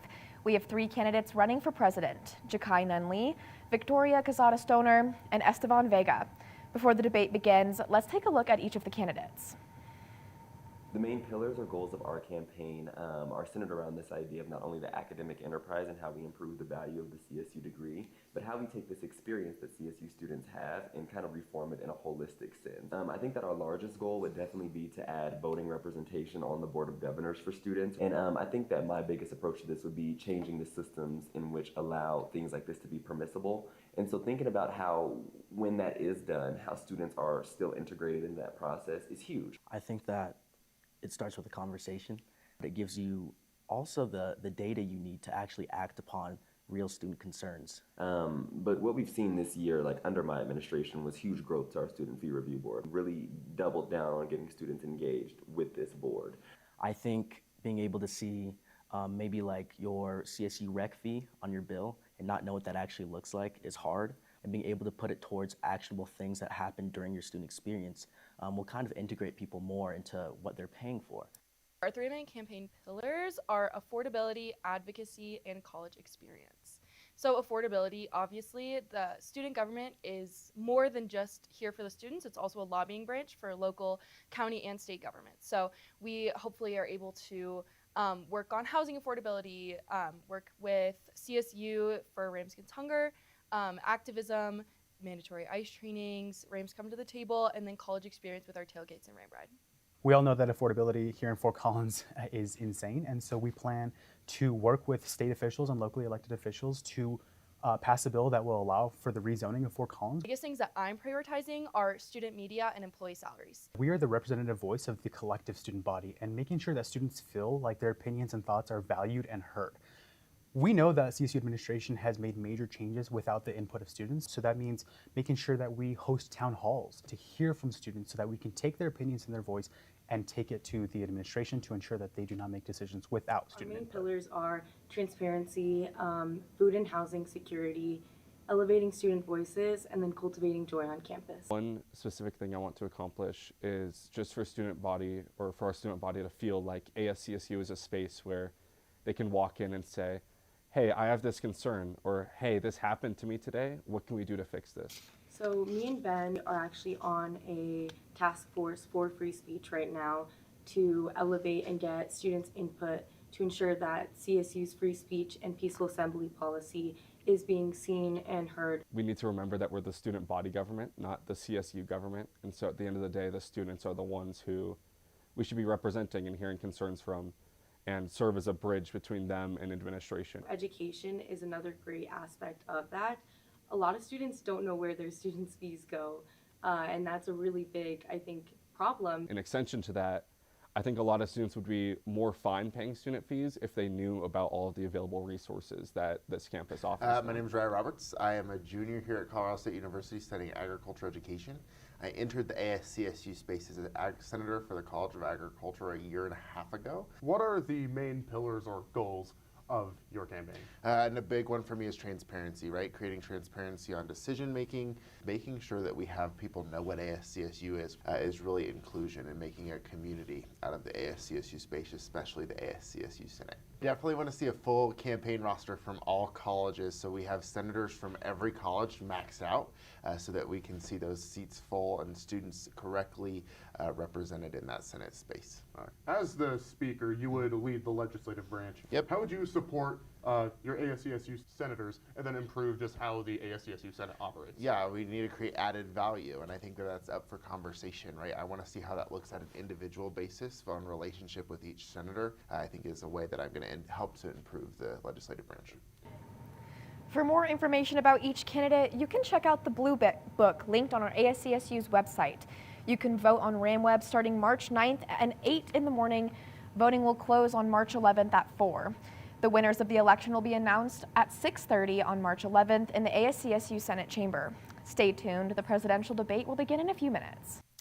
Good evening, and welcome to the 2026 Associated Students of Colorado State University Presidential Debate. My name is Ali Seibel, and I am a Democracy Fellow for the Strayer Center for Public Service Leadership and the Editor-in-Chief of the Rocky Mountain Collegian, and I will be moderating tonight's debate.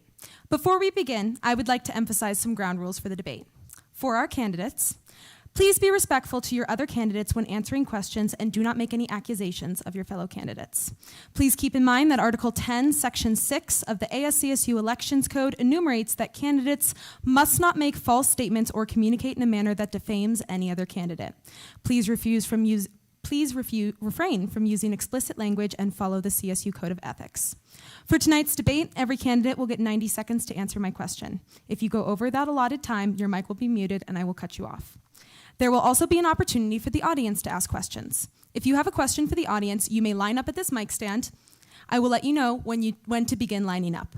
We will allow audience questions near the end of the debate where you may ask one question, but please keep in mind some ground rules. Please be respectful to the candidates when asking a question and do not make any accusations about any candidates.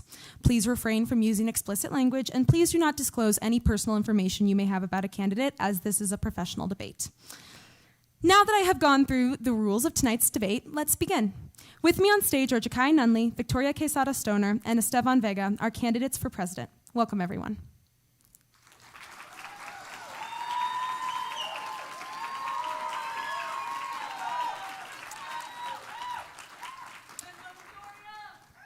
To begin, tell us about yourselves briefly. Mr. Nunley, we will begin with you, moving down the line to Ms. Quesada-Stoner, and then Mr. Vega. You have 90 seconds for this opening statement. Well, good evening, everyone. My name is Jakye Nunley, and I currently serve as your CSU Student Body President. Tonight I'm before you, thank you. Tonight I'm before you running as your Student Body President, and it's such a great honor. It's incredible to be on this platform, sharing stages, and sharing stages with some amazing folks at that. But aside from this, though, I'd like to talk about what me and Abraham Mapatano are running on today. A little bit about me is that I am from Aurora, Colorado, so I am a Colorado native, and the program that brings me to CSU is the Black Issues Forum, a program started by our Black African American Cultural Center. I am a heavily involved student on campus, and I believe that to know me is to know that there is not a student I don't believe I can relate to. And I think that there's so much commonality in our experience, and that when we show up in spaces, that there is so much room for shared experience, shared values, and better yet, value alignment. And that's one of the most unique things about CSU. And it's a luxury to be in a place like this, with people like this. And me and Abraham run on just that, this idea of humanization and what it means to be supported by your peers, what it means to have the resources to be in community with the folks who you want to be in community with. It's integral, to show up at a community, at a CSU, where you can shape the experiences and lay the tracks of what will be your next 4 years, 5 years, and possibly higher than that, right? That's the CSU that we envision, and we'll talk more about that today, but I'm excited to pass the floor over because we have some incredible people up here. Thank you.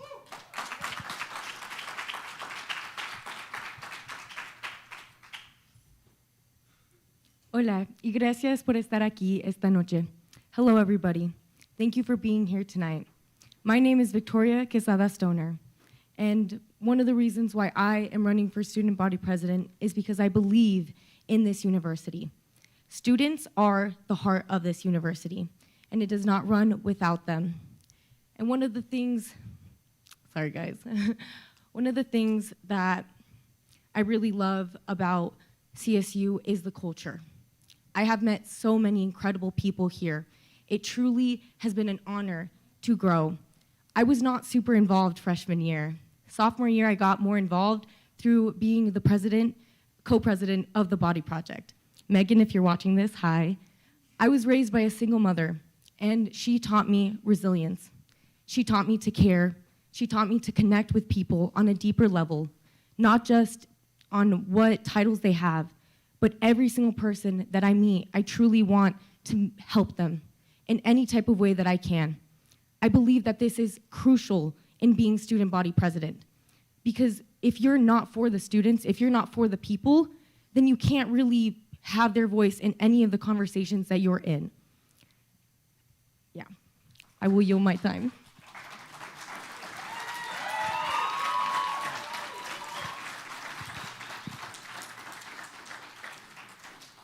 Hello, everyone.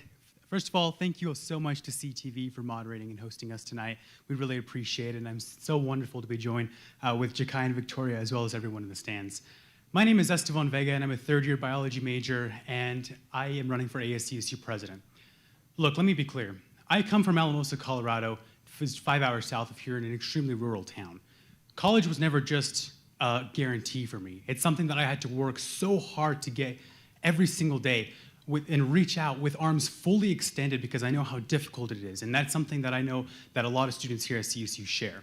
And that means something to me. That is extremely valuable to me. So when I knew that I was coming to CSU, when I first stepped foot here, I knew that I wanted to be something so much bigger than just myself. I wanted to do something that was so much more than just my legacy, more than the titles that I would hold, and really affect people's lives, students' lives. That's exactly why I joined ASCSU. Because I know that organization has so much potential. It has so much ability to change the lives of every single person in here. It has the ability to make those fundamental changes at the base foundation so that you can build upon that and create such a strong student body where everyone is uplifted and everyone understands and knows that they have a place here at CSU just like I did 3 years ago. I want to make sure that everyone knows that at the base of the Vega Hill campaign, we work for you.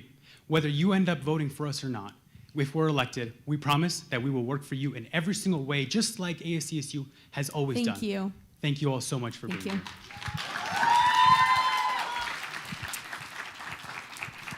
All right, thank you, everyone. Moving on, please tell us why you are running to be the next ASCSU president. This time, we will begin with you, Estavan. Thank you so much.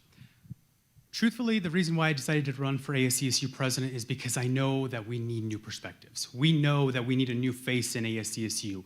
It's time that the dynasty ends. It's time that a new face of leadership steps into power because we understand what students want and students need, and they're not getting that. They deserve better. We know that. Additionally, we also know that ASCSU has so much potential. It's why I joined in the first place. I know not just the organization, but the individuals within it have so much potential to change lives, to change the foundation on which our university has been built upon. And that starts with ASCSU, and truth be told, running for ASCSU president was a no-brainer, and I am so excited to take this role. Thank you. I am running for student body president because I do truly believe in ASCSU. I joined ASCSU last March, actually, and I was in the executive branch for diversity, equity, and inclusion as an intern. With all of the federal things going on, we actually had to kind of take a pause in this role. So then I switched and I moved to the legislative branch, where I became a senator for natural sciences. Truly, that was one of the best decisions of my life. The community that I found there was like no other. It was not easy to get into ASCSU at first. It is kind of hard, but once you really start to find the people that will embrace you, who will teach you, who will want to actually be there in a way that truly was incredible. And that is why I want to be that person for every single student. I come from a place where community is at the center, and that is what a student body president is. They need to be there to not only communicate with higher up administration, but also advocate on so many different levels, on so many different issues. It truly is such an honor to be able to have communication with so many different people. But if you don't use it in a way that is truly for every single student, then you're marginalizing certain groups. You're not actually advocating for every single student. And with the free speech policy, that's what I saw. I did not get much feedback. Thank you. Thank you.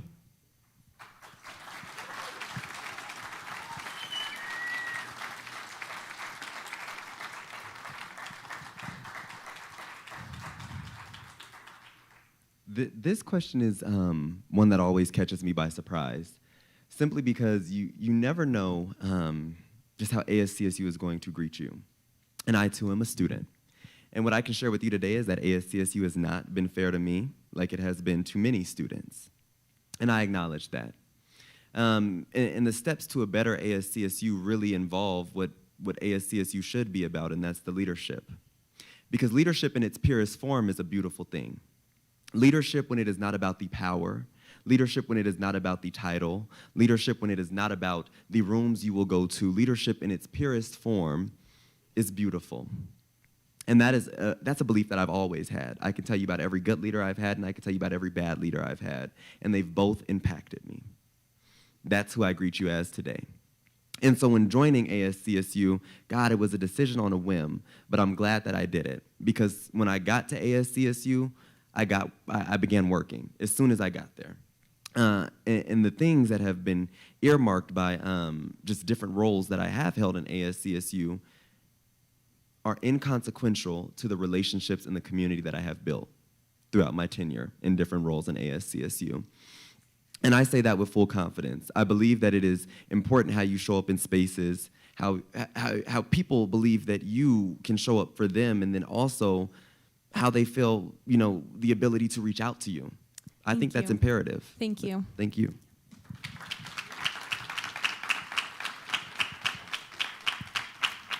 All right. Tell us specifically what you hope to achieve in your term as president, including any key issues that you intend to target. We will begin with Jakye.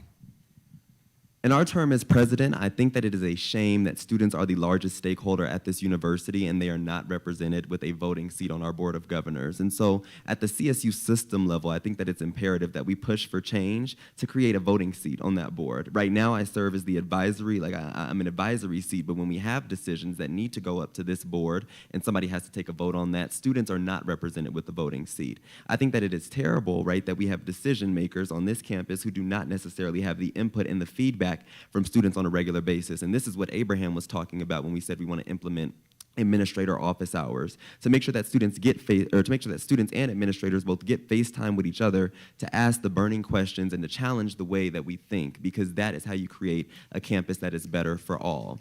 Aside from that, we have a deep commitment, we have an unwavering commitment not only to our cultural resource centers and our culturally based groups on campus, but our students with marginalized identities. And furthermore, we have an unwavering commitment to our registered student organizations, fraternity and sorority life, and our student athletes, because these are all subsects of demographics of students who have different experiences that all intersect and do these same things. These groups have the same goals, and ASCSU needs to bolster the ways in which we support them, the way we uplift these groups, and the way we show up in these groups. Not how we mention them and how we say that this is what's happening in those spaces from a bird's eye view or from a third person point of view, because quite frankly, what I can say is that what I know about ASCSU space is that sometimes we're speaking on baseless claims that we know nothing about and we need to know. Thank you. Thank you.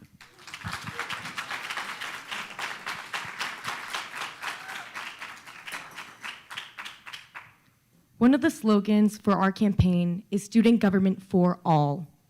And what I mean by that is that ASCSU has kind of been seen as a political org, which it is. But that does not mean that you need to be a poli-sci major or have a specific thing that you want to do within ASCSU. Your voice should be shown in ASCSU with every single thing. And so our big 4 points is transparency. Transparency on what the administration is doing, what the administration is saying whenever students are not agreeing with certain things, and how are they taking it into account. I agree that it needs to be done in a respectful manner, but whenever that respectful manner isn't getting listened to, I think asking hard questions and really holding accountability is essential to truly having student government for all. Food and housing security is one of the biggest issues on our campus. 1/3 of CSU RAMs are food insecure. That is unacceptable. That is truly unacceptable. Being hungry whenever you're trying to study for a test or when you're trying to do assignments is awful to do. You can't focus. You can't truly put in the work that you would want to have be done. Another thing that we're running off of is elevating student voices. There are over 150 student boards and committees that students can have a voice on. Currently, we do not know what students are serving on which boards or committees. Thank you. Thank you. Thank you.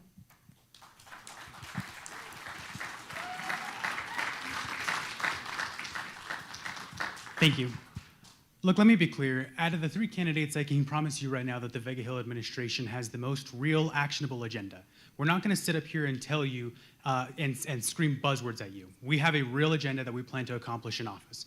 And we have 3 main pillars in our campaign, and these pillars is what's going to guide us throughout our through our term.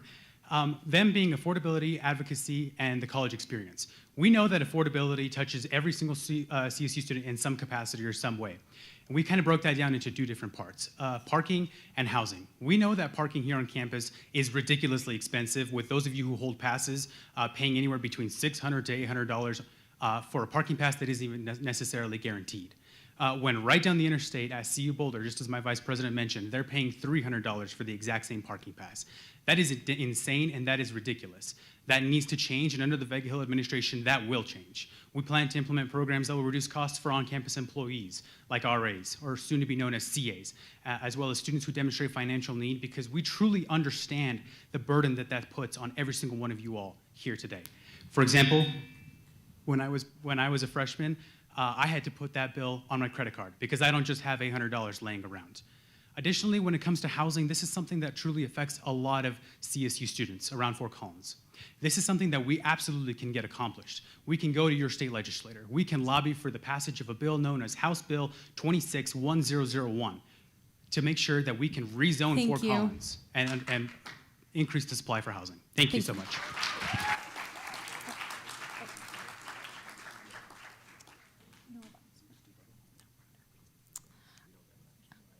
Sorry, for time purposes, we're not doing rebuttals tonight, but thank you for the question.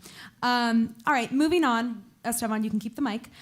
In the past, ASCSU has struggled with student engagement. How do you hope to reach more students across campus? Yeah, absolutely. This is an issue that is absolutely 100% a priority for the Vega Hill administration, and we understand it. As it currently stands, we know that ASCSU administrations have kind of just expected students to come to us, whether that's at an ASCSU affiliated event, where we expect students to come to us, whether that's at our office or the events we're putting on. Those days are gone. We need to understand that we need to meet students where they're at, whether that's in the library, the LSC, their classrooms, the dining halls, their residence halls, because when we actually truly understand what a student need and what they deserve and what they want, we can take that and we can use that voice and be that voice for the collective student body, so that when we're in meetings with CSU Amy Parsons, President Amy Parsons, and the Board of Governors, that they understand what every single one of you guys wants, and that they are no longer making big decisions without each and every single one of your votes or voices. That is extremely important to us, because student government without student voice is absolutely nothing, and it means nothing. Thank you.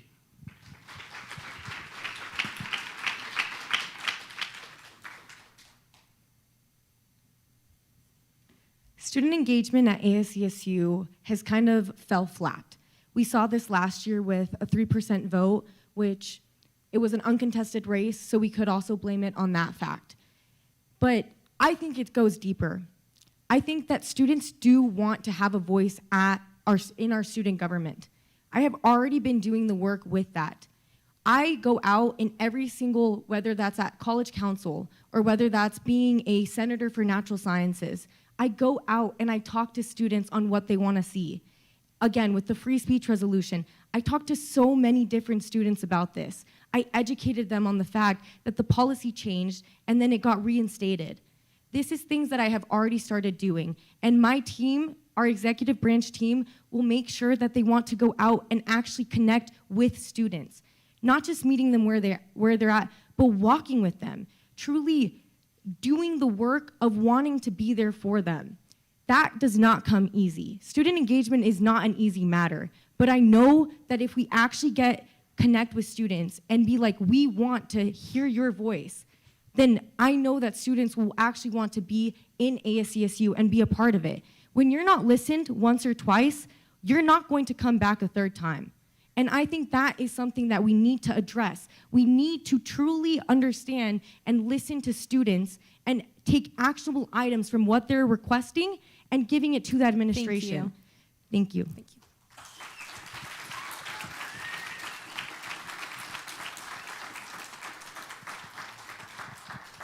I'm going to echo Victoria because I like some of the things that you said. And what I'm going to say, though, is that I'm not going to tell you about what it could be, but I'm going to tell you about what is. And what student engagement looks like is when student leaders have your phone number, when student leaders know that they can reach you via email, via Instagram, when student leaders know that they can meet with you, when student leaders can catch you on campus and walk with you and have conversations. Student leaders do, believe it or not, have faith in their student government. This year, we have absolved an event from another student org. It's the formal committee that happens. This club didn't have the resources this semester to plan this event, and so they reached out to me in ASCSU to say, hey, is there something ASCSU can do about this? Can you guys take this on?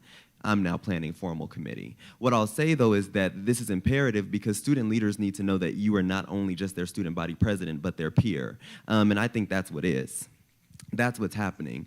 We show up in these spaces, and even when it's hard and even when challenging conversations are present in those spaces, we show up. And to know me is to know that I'm not shying away from a hard conversation on a good day or a bad day, and that's the truth. And we show up for students.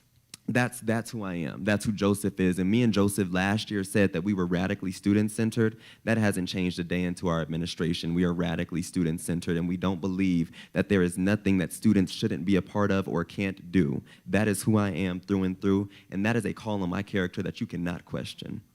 Thank you. Thank you.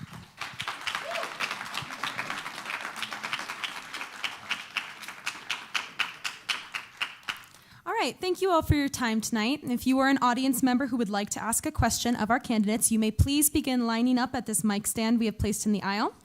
But before that, my final question to you all, as people begin lining up, is very simple. Why should students elect you? Jakye, we will begin with you. Students should elect the Nunley and Mapatano campaign because it's marked by care. And it's marked by a plan not only for your now, but for your future. And we don't only care about what happens to you during this 4 years, but what happens to you the 4 years after that, and then the 8 years after that, and then the 12 years after that. I think that the best part about being in community with somebody is that you don't stop being in community with somebody. There's something so cool about coming from common places. There's a lot of folks in here right now who went to the same high school as me. I'm looking out in the audience, and it's really cool because as we're all in this space together, what I recognize is that we never stop being in community with each other. We just created different forms of how we engage with each other. The spaces look different. The people in the spaces look different. But engagement and being somebody's peer, being somebody's trusted community member, being in community in its purest form, just like leadership, is beautiful. And that is, unwavering. And that's what the Nunley Mapatano campaign is. You should vote for that because that is an unwavering commitment not only to your success now, but your success later. We believe in preparing you for your tomorrow today. That is who we are.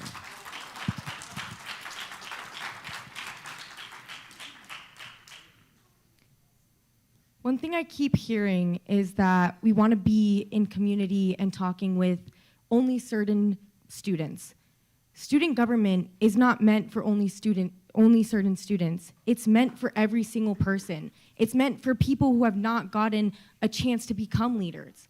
It's supposed to be something that every single student is able to come up and truly be heard. Both Ben and I are truly committed to making sure that that happens. Again, we want transparency. We will help food and housing. We will truly make impacts in these areas. And we do have proper policies in place. And if you want to talk after this, I am more than happy to, because I truly want to connect and educate you guys about this campaign.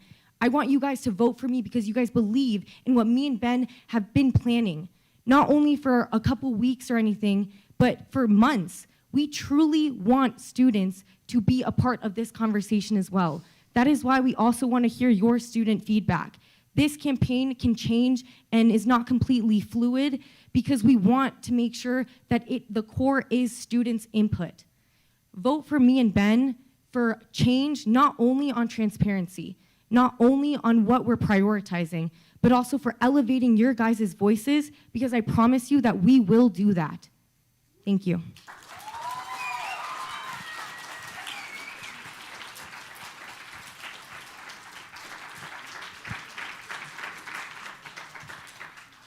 Let me break it down for you all. The Vega Hill administration is, at its core, we plan to bring costs down, and we plan to do that for every single student. We don't plan to just throw buzzwords at you. We don't plan to just throw empty promises at you, because that's the same rhetoric. We hear the same rhetoric year after year after year. That has to end. And I truly believe, I wouldn't say it if I didn't believe it, I truly believe that the Vega Hill administration is the only candidate, the only campaign that truly has a real agenda that works for every single student in this room, and every single student who's going to be here at CSU, who's going to be in this room, and every student who will eventually leave CSU, because that is what student government is about. We're here to make real change. We have the ability to make real change. And under the Vega Hill administration, that's exactly what's going to happen. You have to put your trust and faith into the Vega Hill administration to understand that we care about you and that we want to hear your voice, so that when we are making decisions, you guys continue to be at the forefront of our vision, no matter what the decision we're making or the room that we're in. Because no matter what, we will always keep it in the back of our mind that we are here for students and only students. Thank you. All right, we will now begin audience questions. Please be mindful of our ground rules established at the beginning of the debate and keep your question as concise as possible and relevant to these elections. We have a long line, so if someone asks your same question, please sit down so we can ensure to move through everyone. I'm going to reiterate our ground rules just for both our candidates and our question askers. Please be respectful to the candidates when asking a question and do not make any accusations of any candidate. Please refrain from using explicit language, and please do not disclose any personal information you may have about a candidate, as this is a professional debate. I would like to remind everyone that if these ground rules are broken, we reserve the right to move on to the next question asker. You will have 30 seconds to ask your question, and the candidates will have 90 seconds to answer. You may begin. For the last 3 years, there's been a part of the Senate that's been pushing a bill that would limit that would put a limit on terms. In the last couple of weeks, that bill was finally passed, only to be vetoed by yourself, Mr. Nunley. Would you care to explain this decision, and what would the three of you do as president to limit your own power? Would you like to? Okay. Yeah, Estavan, you can start. Yeah, absolutely. Look, I think term limits are absolutely necessary. Let's think about it. If you're here to get a bachelor's degree, typically you're here for 4 years, maybe 5. When you have an ASCSU president who is already running for a second term, that's 2 years out of those 4 years. That means that your time here at CSU, you have had the same president for 50% of your tenure here at CSU. That matters, and that absolutely needs to change, and it has changed, thankfully. I was one of the senators who voted yes on that bill, and I'm very proud to that I have voted yes on that bill, because it's extremely important to me. It's extremely important to make sure that we have new perspectives on every single level, whether that's at the senator level, whether that's at the cabinet level, whether that's at the presidential and vice presidential level.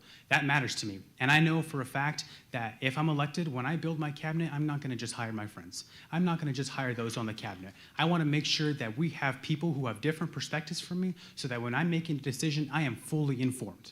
And that is absolutely what matters to me and the Vega Hill administration. Thank you for the question.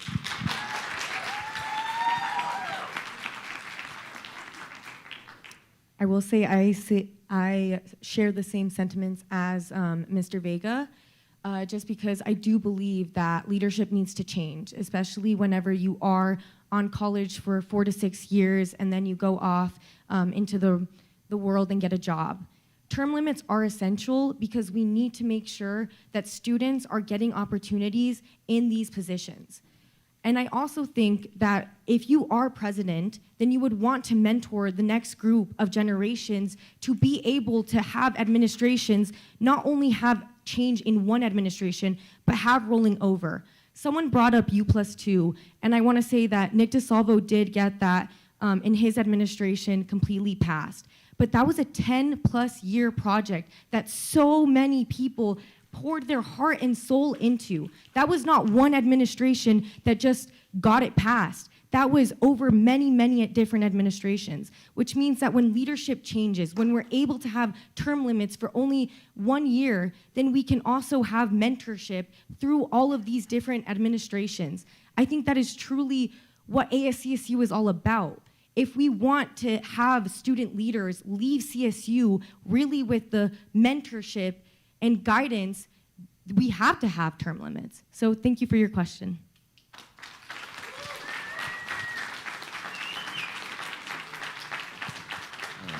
These things are important, and I love having these conversations. What I'll say, though, is that I don't think that I could willingly support this measure, simply because that there are students who currently have the ability to vote for their elected representatives that they choose as they desire. On the basis of that, that is not a vote that I could take a stance against. I think of one day in the future when my little sister, who is currently 12, or not even my little sister, I have a cousin that goes here now, and I have a cousin that is coming here next year. When she gets here, it is my hope that she is afforded the same luxuries, the same privileges, and the same responsibilities as a student or as a voter to be as civically engaged as she wants to be on this campus. And when I think about those things, to me, it felt as if it could have bordered being a vote against students. And that is the matter of that's the matter of my rationale, is that I believe that students need that agency to show up and to express themselves and how they feel is best. It was not a vote against anything, like on the basis of what you all are saying. Like I think that those things are also true, right? Like that regulation of power and those things should occur. I am all for that. It was not a vote against that or a veto against that. It was a veto to remain the powers that the students have as free as they are currently. And that's many of our fights. So, thank you. Thank you. Thank you. Hello.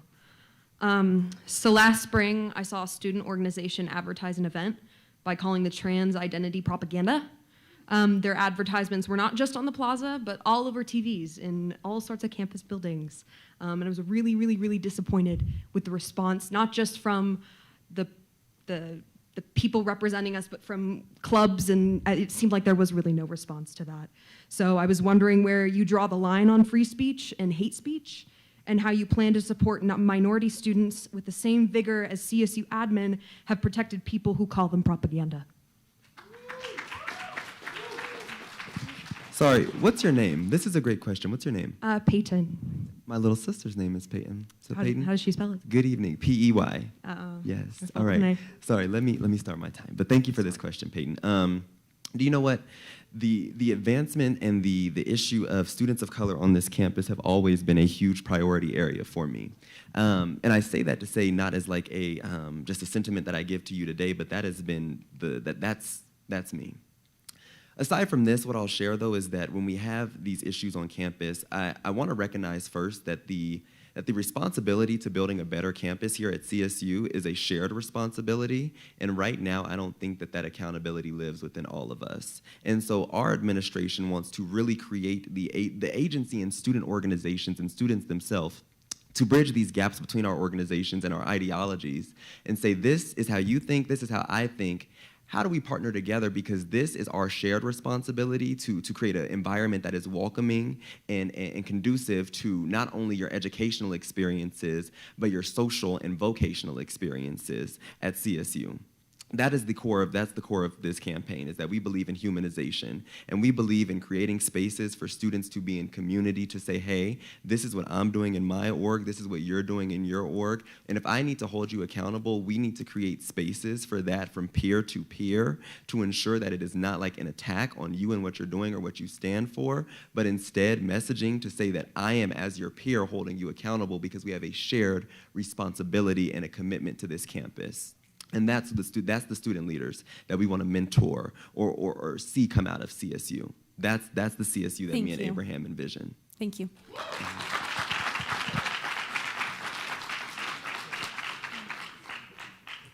Thank you for your question, Peyton. Truly appreciate it, and this is very near and dear to my heart. Trans lives matter. They matter yesterday, they matter today, and they're going to matter in the future. I think as student government, this is where we need to step in. I don't think any single person should be in conversation where your identity is literally being stripped away from you. And I think that is our responsibility as your student government to have those conversations. And I agree that we need to humanize people. And I think that there needs to be conversations because learning, the way that we learn in the beginning of our years, like growing into ourselves, is crucial to where we stand with our ideology. And I think that that is a responsibility that we have to take on. I think propaganda against any person's identity is wrong, and it's hateful, and it's not standing up for our students. And if other students are perpetuating it, that is not something that we should stand for, in my opinion. And I think that another aspect of this is I feel like most of the time whenever marginalized people are getting hated on, it's why don't you have those conversations? Why don't you try and bridge those gaps? But it's why don't we hold accountability for the people who are hating? Why do we not actually try and focus our attention on the matter of issue that you don't believe in someone's right to exist? And I think that the administration needs to do a better job at truly saying, they're gonna say that they're for all students, then they need to be for all students and not allow this propaganda to be happening. Thank you.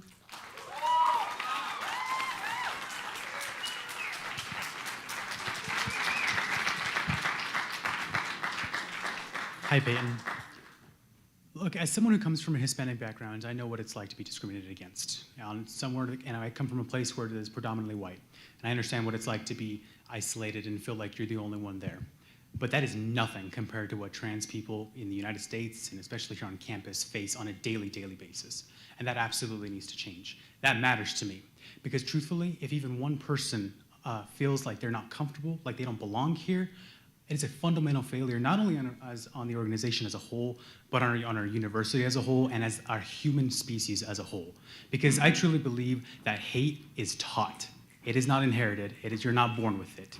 And so we understand that we want to create an inclusive environment, an inclusive campus that starts at the very bottom with every single student. Every single student understanding rights and understanding that every person deserves to have their spot here on campus. Just as I mentioned in my opening statement, I know that when you come from a background where you seem like you're the only one with that identity, and you come into a place where you seem like you're isolated, it's hard. It's hard. And so that is a top priority of the Vega Hill administration, to make sure that every single student on this campus understands from a fundamental basis that they belong on this campus. And I truly am extremely sickened, and it breaks my heart to hear that something like that is even happening on our campus, but it's real. And it happens every single day, and it's not something that we can just shy away from. These are conversations that need to be had. And so I really appreciate your question. Thank you. Thank you, guys. Good evening. So many promises have been made about new programs, and while they are all very exciting, I'm curious as how they will be funded.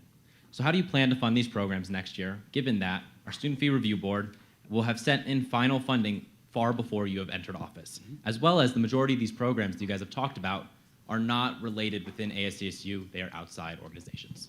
Yeah, absolutely. That's an incredible question. And that's something that my vice president and I have talked about a lot. And it's actually extremely, extremely awesome to know that a student knows how SFRB works. And that's incredible. Because you're right. If I'm elected in office, that budget will be set. That is why we have already made a plan to make sure that we create a cabinet that is smaller, to make sure that we have efficiency going on within the executive branch, and use that money that we saved with having unnecessary roles, or roles that can be combined, to pay for things like one of my initiatives that has become very popular, which is Ram Ride on Thursdays. We know that Ram Ride on Thursdays is extremely expensive, and that's a great question to ask. How are we going to pay for it? And that's one thing that I truly think that separates me between the other candidates, is that we have a real actionable plan that we plan to accomplish and implement when we're in office. And that's exactly what I talked about. And that's exactly why I know that those plans that we already created when it comes to downsizing the cabinet and using that money to pay for things is extremely important, because we can make empty promises all the time. You know what I mean? But we're not going to, and we haven't, and we absolutely will never start.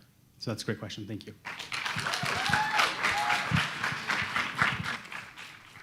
Thank you for your question, Alex. One thing that I think is very hard with this budget is that we are in a budget deficit. Budgets are getting cut left and right on every single level. And I think that is something that we need to take into account with what we are promising. A lot of the things that me and Ben have promised within working with Rams Against Hunger or parking has not been fully money related. And that is because we need to see that budget. We need to see where the money what money we have, where the money is going to be going for. One thing that we have taken account, though, is that we do fund Rams Against Hunger. And I think that strengthening certain programs will be essential. Also adding in a food drive every month that ASCSU provides at other King Soopers or Walmarts will also be essential to cutting cost on spending for Rams Against Hunger, but then also getting help from our community.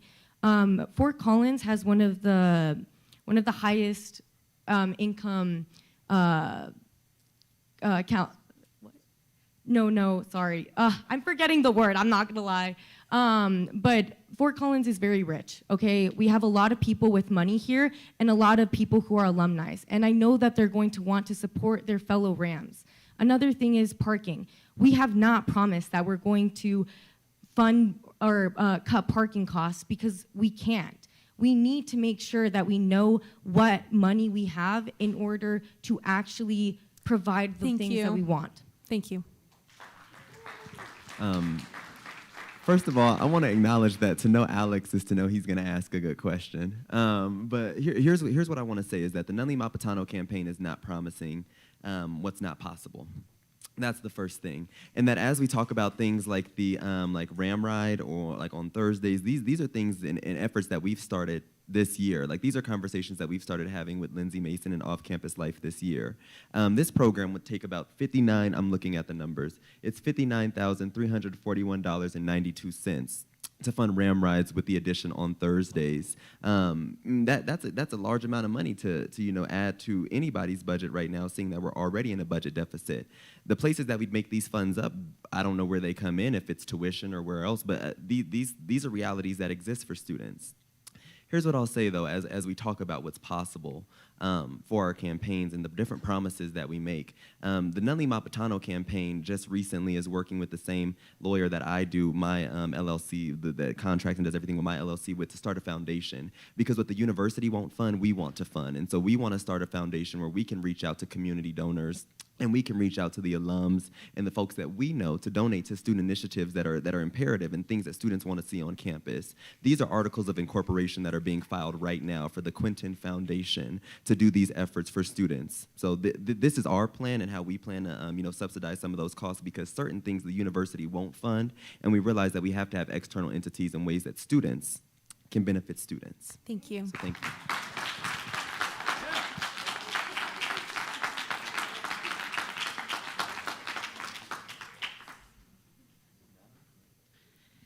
Okay, you are all amazing leaders on campus and candidates running for president, so you probably would be well aware of an ever-growing movement on campus to divest from weapons manufacturers who directly profit from the war crimes funded in part or in whole by the United States tax dollars. What do you have to say to students who might question your decision-making or ability to represent them with your alignment or lack of alignment with certain organizations who profit from said war crimes? This borders personal, but I'll answer it. What I'll share, though, is that I think that it's imperative to note that in any conversation, right, like who I am and my character and right is right and wrong being wrong, remain steadfast, right? And so when these conversations are held and when we're able to discuss matters of where CSU is aligned, these are conversations and truths that we can hold across the board. These things do remain steadfast because right is right and wrong is wrong. And these are things that are noted in every conversation that I've ever had. When asked about how I feel about these things, or when asked about what I believe the university should be doing, those are responses that are granted, right? I think that it's imperative, though, how we look at and treat our campus administration and our campus partners, because that is what they are. These are folks who are making decisions on behalf of students that we do have to take with a certain diligence. There is a certain strategy that needs to be deployed to get what students want to see. And that's been a part of my method. That's been a part of my ministry as long as I've known it. So thank you.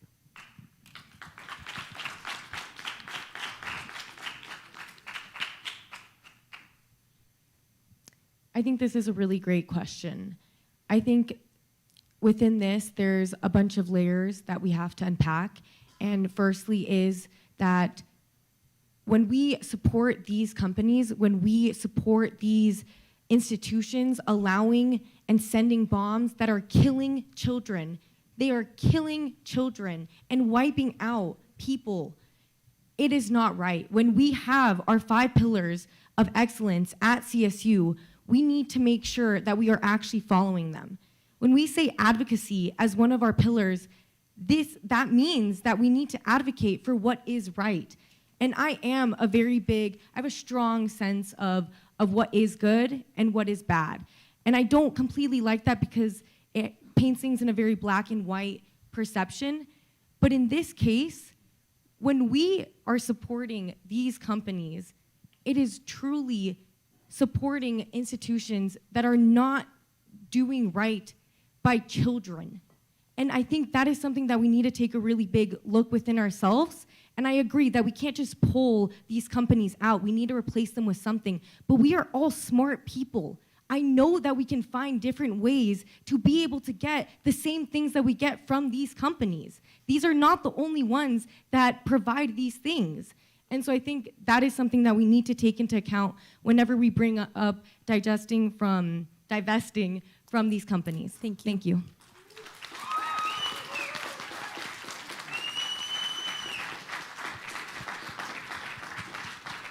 Madeline, that is an incredible question. And I have to say that supporting these companies is supporting the death of thousands and millions of children in Gaza, in Iran currently, and it's supporting the continued genocide that's going on in Gaza. That's exactly what that means. And let's try not to paint it as anything else other than that. And we understand that. And so we also know that if elected, we will be the representative voice of the collective student body. And we also know that, and we do not take that lightly, which means that when we have student organizations who are deeply passionate and deeply involved coming to Senate every night, or a good majority of our sessions, and pleading to us to do something about it, it's about damn time we do something about it. And we go to CSU administration and make sure that we actually hear students, because this is not something that's new. This is not something that is just coming up. This is something that has been long asked for from our students, to stop supporting these companies. And that is something the Vega Hill administration will do. We will stop supporting these companies because, as I said earlier, in doing so is supporting the death of millions of children. Even though it's across the pond, those are still human lives. Thank you for that question. Thank you.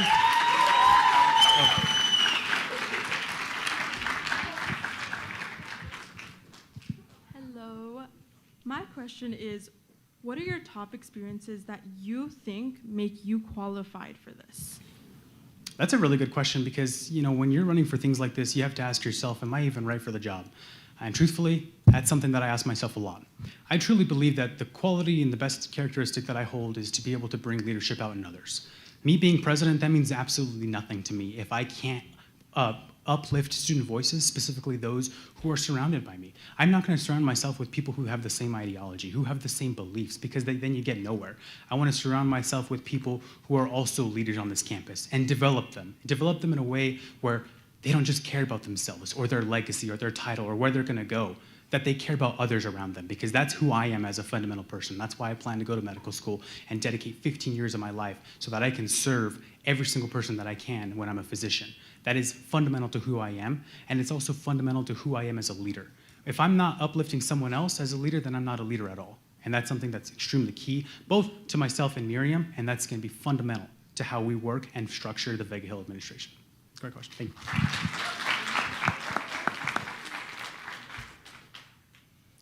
I know that I may stutter or I may not speak the most eloquently as my other peers on here, but I have put in the work in leadership. I am currently the president of the Body Project. I serve on UFAB, which is the University Fee Advisory Board Committee for students, where we get to fund projects and construction projects here on campus that we need. I am a senator for natural sciences. I go to my college council, I interact, I spread the word, I try to get people in, because that is what leadership is about. It's elevating other people around you. It's not meant to be something where you are only the leader. Leaders have so many people behind you. Like, truly, your team is something that you can't take for granted, because you wouldn't be the leader that you are without the people surrounding with you. I also am a Key Plus mentor, where I absolutely love. That is something that truly has put so much joy and love into my heart and my life. I am an immigrant from Mexico, and that is another thing that I take into account whenever I lead. I have seen things that have been honestly very hard, especially during this time. It is something that I will never take for granted. But truly, that is what becomes in me with leadership, is that I do value people. I value people on a deeper level. Thank you. Thank you.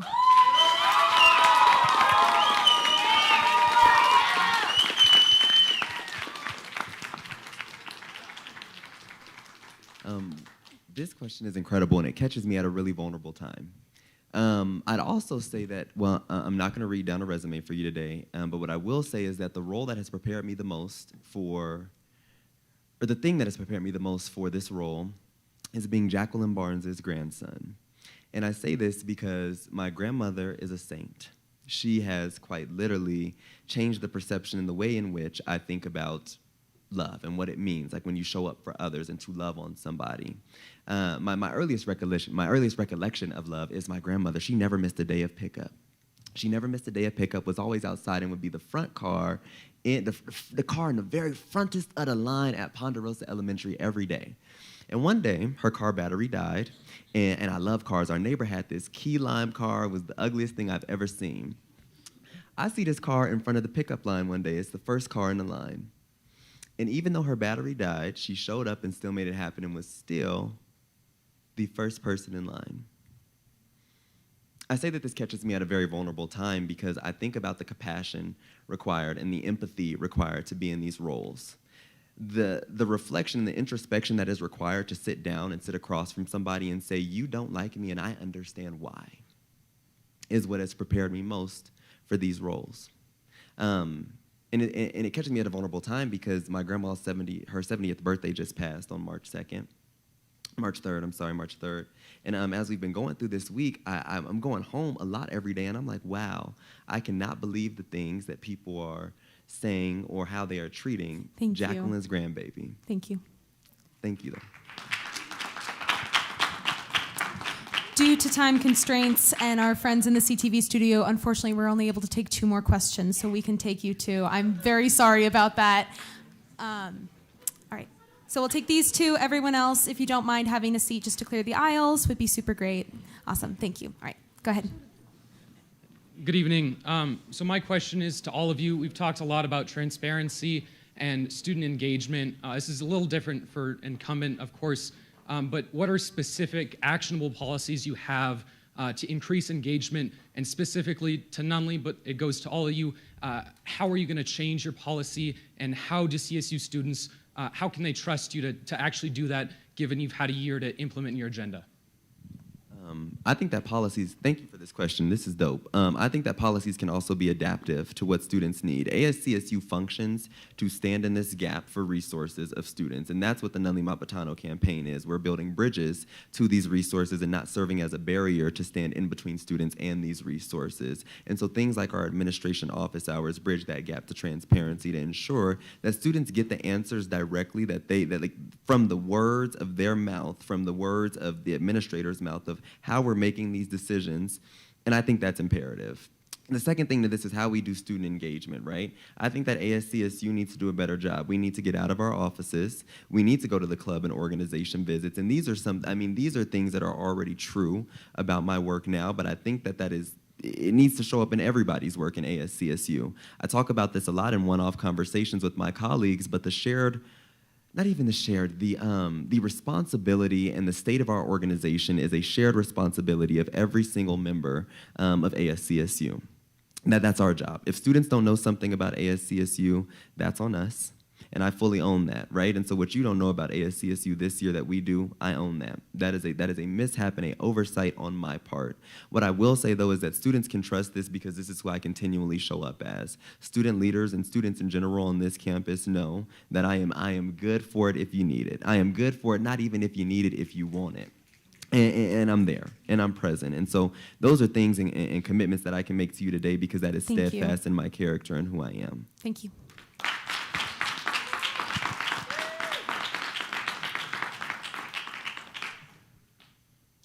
So with transparency, I do want to highlight that both Ben and I were writers on the free speech resolution. We wanted to have administration actually tell us why they wanted the policy changed and why they enforced it in August whenever students just came back. They did not answer us, and that is okay, because we will keep pushing for transparency, and we will keep pushing the administration to ensure that student voices are at the forefront. And one of the policies that me and Ben both would like to initiate is, again, where are students serving on our committees and on our boards? Whenever students have a voting position on these committees then they can have a voice actually present at the table. Another thing with this is having all of the emails of those students who are serving on there. So if a student has a concern about parking, which is very, very, a lot of students have that. So I feel like when we can give them that email and then they can email that person to either meet or do whichever thing that they want to do and bring up that concern so that student can actually be where they're voting, have that concern be brought up. Another thing that both Ben and I would like to do is do presentations for the job descriptions in our executive branch. A lot of students do not know that the executive branch has jobs. Thank you. And I think that's essential to building out a good executive cabinet. Thank you.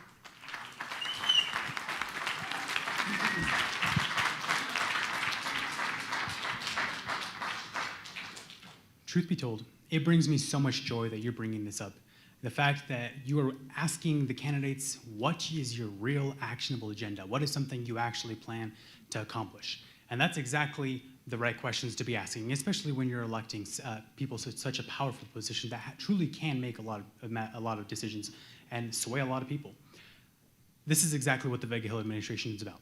It's about making real change. It's not about throwing out empty promises or buzzwords. It's about making real change. And so when it comes to transparency and advocacy as a whole, we know that our previous efforts and the previous perspective at which we've looked at when we're trying to get students engaged just simply doesn't work. And that's exactly why the Vega Hill administration plans to meet students where they are at. And I've mentioned this again, but I'm going to say it over again. We're going to meet students in the library, the LSC, the dining hall, the residence halls, because we need to know what they want. We cannot represent them. We cannot be their voice we cannot be the voice for the collective student body if we don't know what students want. That is a top priority for the Vega Hill administration, and it's going to get done. And I really appreciate you asking that question because that's what matters. So thank you. Thank you. Hello, candidates. As a candidate running for presidency, you would be aware of the international use of weapons manufactured at Woodward here in town. What do you have to say to students, especially students of color, whose families are being bombed as we speak?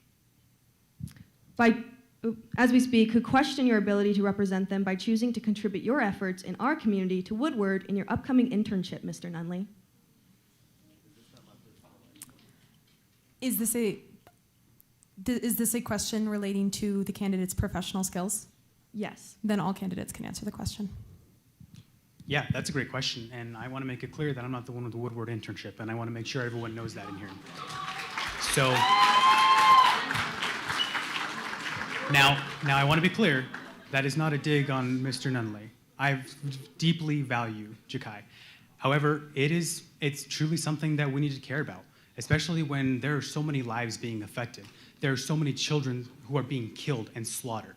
So why do I have the opportunity, as a Hispanic man, as a man of color, why do I have the opportunity to sit up here and run for president when there are people right across the ocean being killed by bombs that are made by this company? That is unfair, and that is absolutely going to change. And I've said it again, I've said it before, and I'll say it again. The Vega Hill administration absolutely will not support those companies. That is a top priority because we care not just about the students here at CSU. We care about everyone. That's who I am as a person. That's exactly, I've said it before, that's exactly why I want to dedicate 15 years of my life to becoming a doctor, because I care about every single person, whether they agree with me or whether they don't, whether they look like me or whether they don't. And that matters deeply to Miriam and I, and that is exactly how we're going to run our administration. Thank you for the question. Thank you. I'd like to remind everyone that questions and answers relating to personal qualifications or public jobs on a resume are allowed, but any accusations of any involvement with anything is where we're going to cut the mic. So just please remember that as we're making our statements and questions. As of right now, everything has still been above board and germane and pertinent to this job description. So I just wanted to address that. Please carry on. Every single person's liberation is tied and interconnected together. The bombing that is happening in Palestine and Iran is tied together, and we cannot stand for it. Woodward, there are actual pictures that does have bombs that says Fort Collins. That is something that we can't deny. There's literal pictures of it. But Ben and I are going to divest from these companies, but again, we can't divest without having a replacement of companies that will do everything that Woodward does, and HP, and there's one more, I am forgetting it right now. We need to make sure that we have a true solid action plan. And I'm not gonna sit here and say that we do. I have not done that research quite yet, but I promise that we will find replacements for these companies because that is essential to, again, holding ourselves accountable to our land-grant institution as well. If we are going to sit here and say that we are for all students, students have family members in these places. That is something we cannot deny. That is something that we must think about whenever we are supporting these companies. So thank you. Thank you.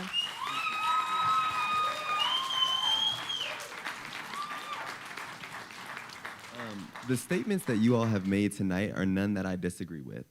What I'll say though is that it is imperative that when we talk about these companies and the things in our world that are of poor manner, or that are injustices that happen everywhere, I want to say that I'm working at HR function at Woodward this summer, and the function is change management. And that it is unbeknownst to me to think that change will ever happen in these spaces if nobody with good intentions or nobody with a nice heart ever gets into these rooms and these spaces and these buildings and these companies to change those same things. And it's an integral part of my mission that I leave every space better than I found it.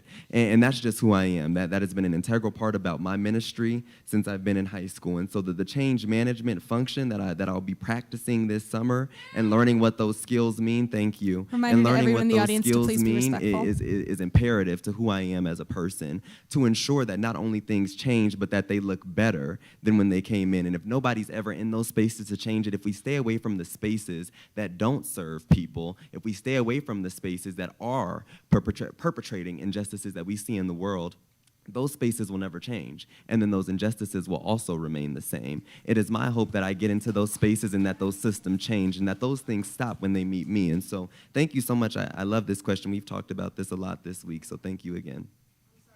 I'm sorry, your change management serves to create bombs. Thank you. We're going to have to move on. Thank you.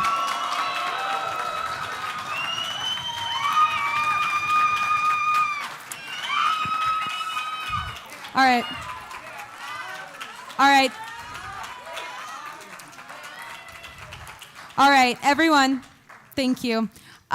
Just to close so that there is a chance for candidates to reiterate any points that they might have made, we are going to give each candidate to speak on behalf of themselves and their vice president 45 seconds of closing statement as to why they should be elected the next president and vice president of ASCSU. Mr. Vega, we will begin with you. There's a button. Got it? Well, first of all, thank you all so much for being here. I know that it's a late night and it's also a Thursday, so I know you guys probably all have something to be or somewhere to be and something to do.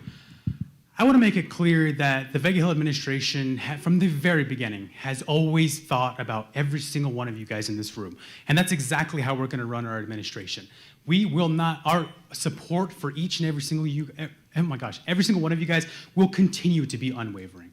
Whether that's implementing the policies that we talk about and making sure that we do not deliver empty promises or just throw buzzwords at you. And I want to make sure that everyone in this room knows that we care about every single person in this room. Whether you vote for us or not, whether you plan to support us or not, we will still govern as a president and vice president for every single person.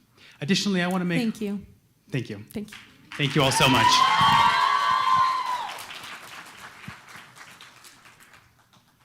Unbought and unbossed. That means that we are not bought and we are not bossed by anyone. We also do not think of leadership as a hierarchy. Our work will not begin or will not end or begin with a title. We are doing the work right now and we will continue to do the work no matter what. You will vote for me and Ben because we will create true change on this campus. And that's not just words that I'm saying. These are action plans that we do have. We want to elevate every single student voices. We want to hear and connect with every single student. That is truly something that me and Ben have at the heart of our campaign. So thank you so much and have a great night. Buenas noches. Gracias a todos.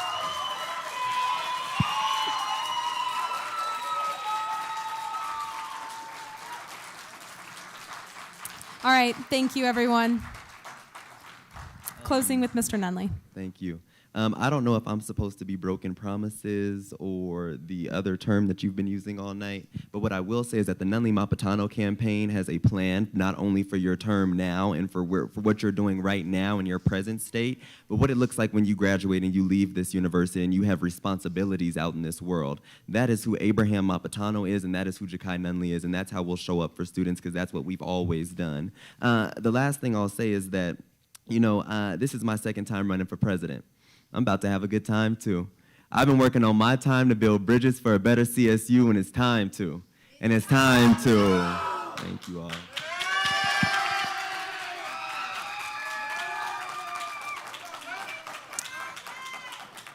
All right. Our time is now running down, but I would like to personally thank each and every candidate and audience member who have participated in the debates tonight. Please remember that voting opens on RamWeb on Monday, March 9th, and is open until 4 p.m. March 11th, so be sure to cast your vote. Sending it back to Madison in the CTV studio. Thank you all for watching, and good night.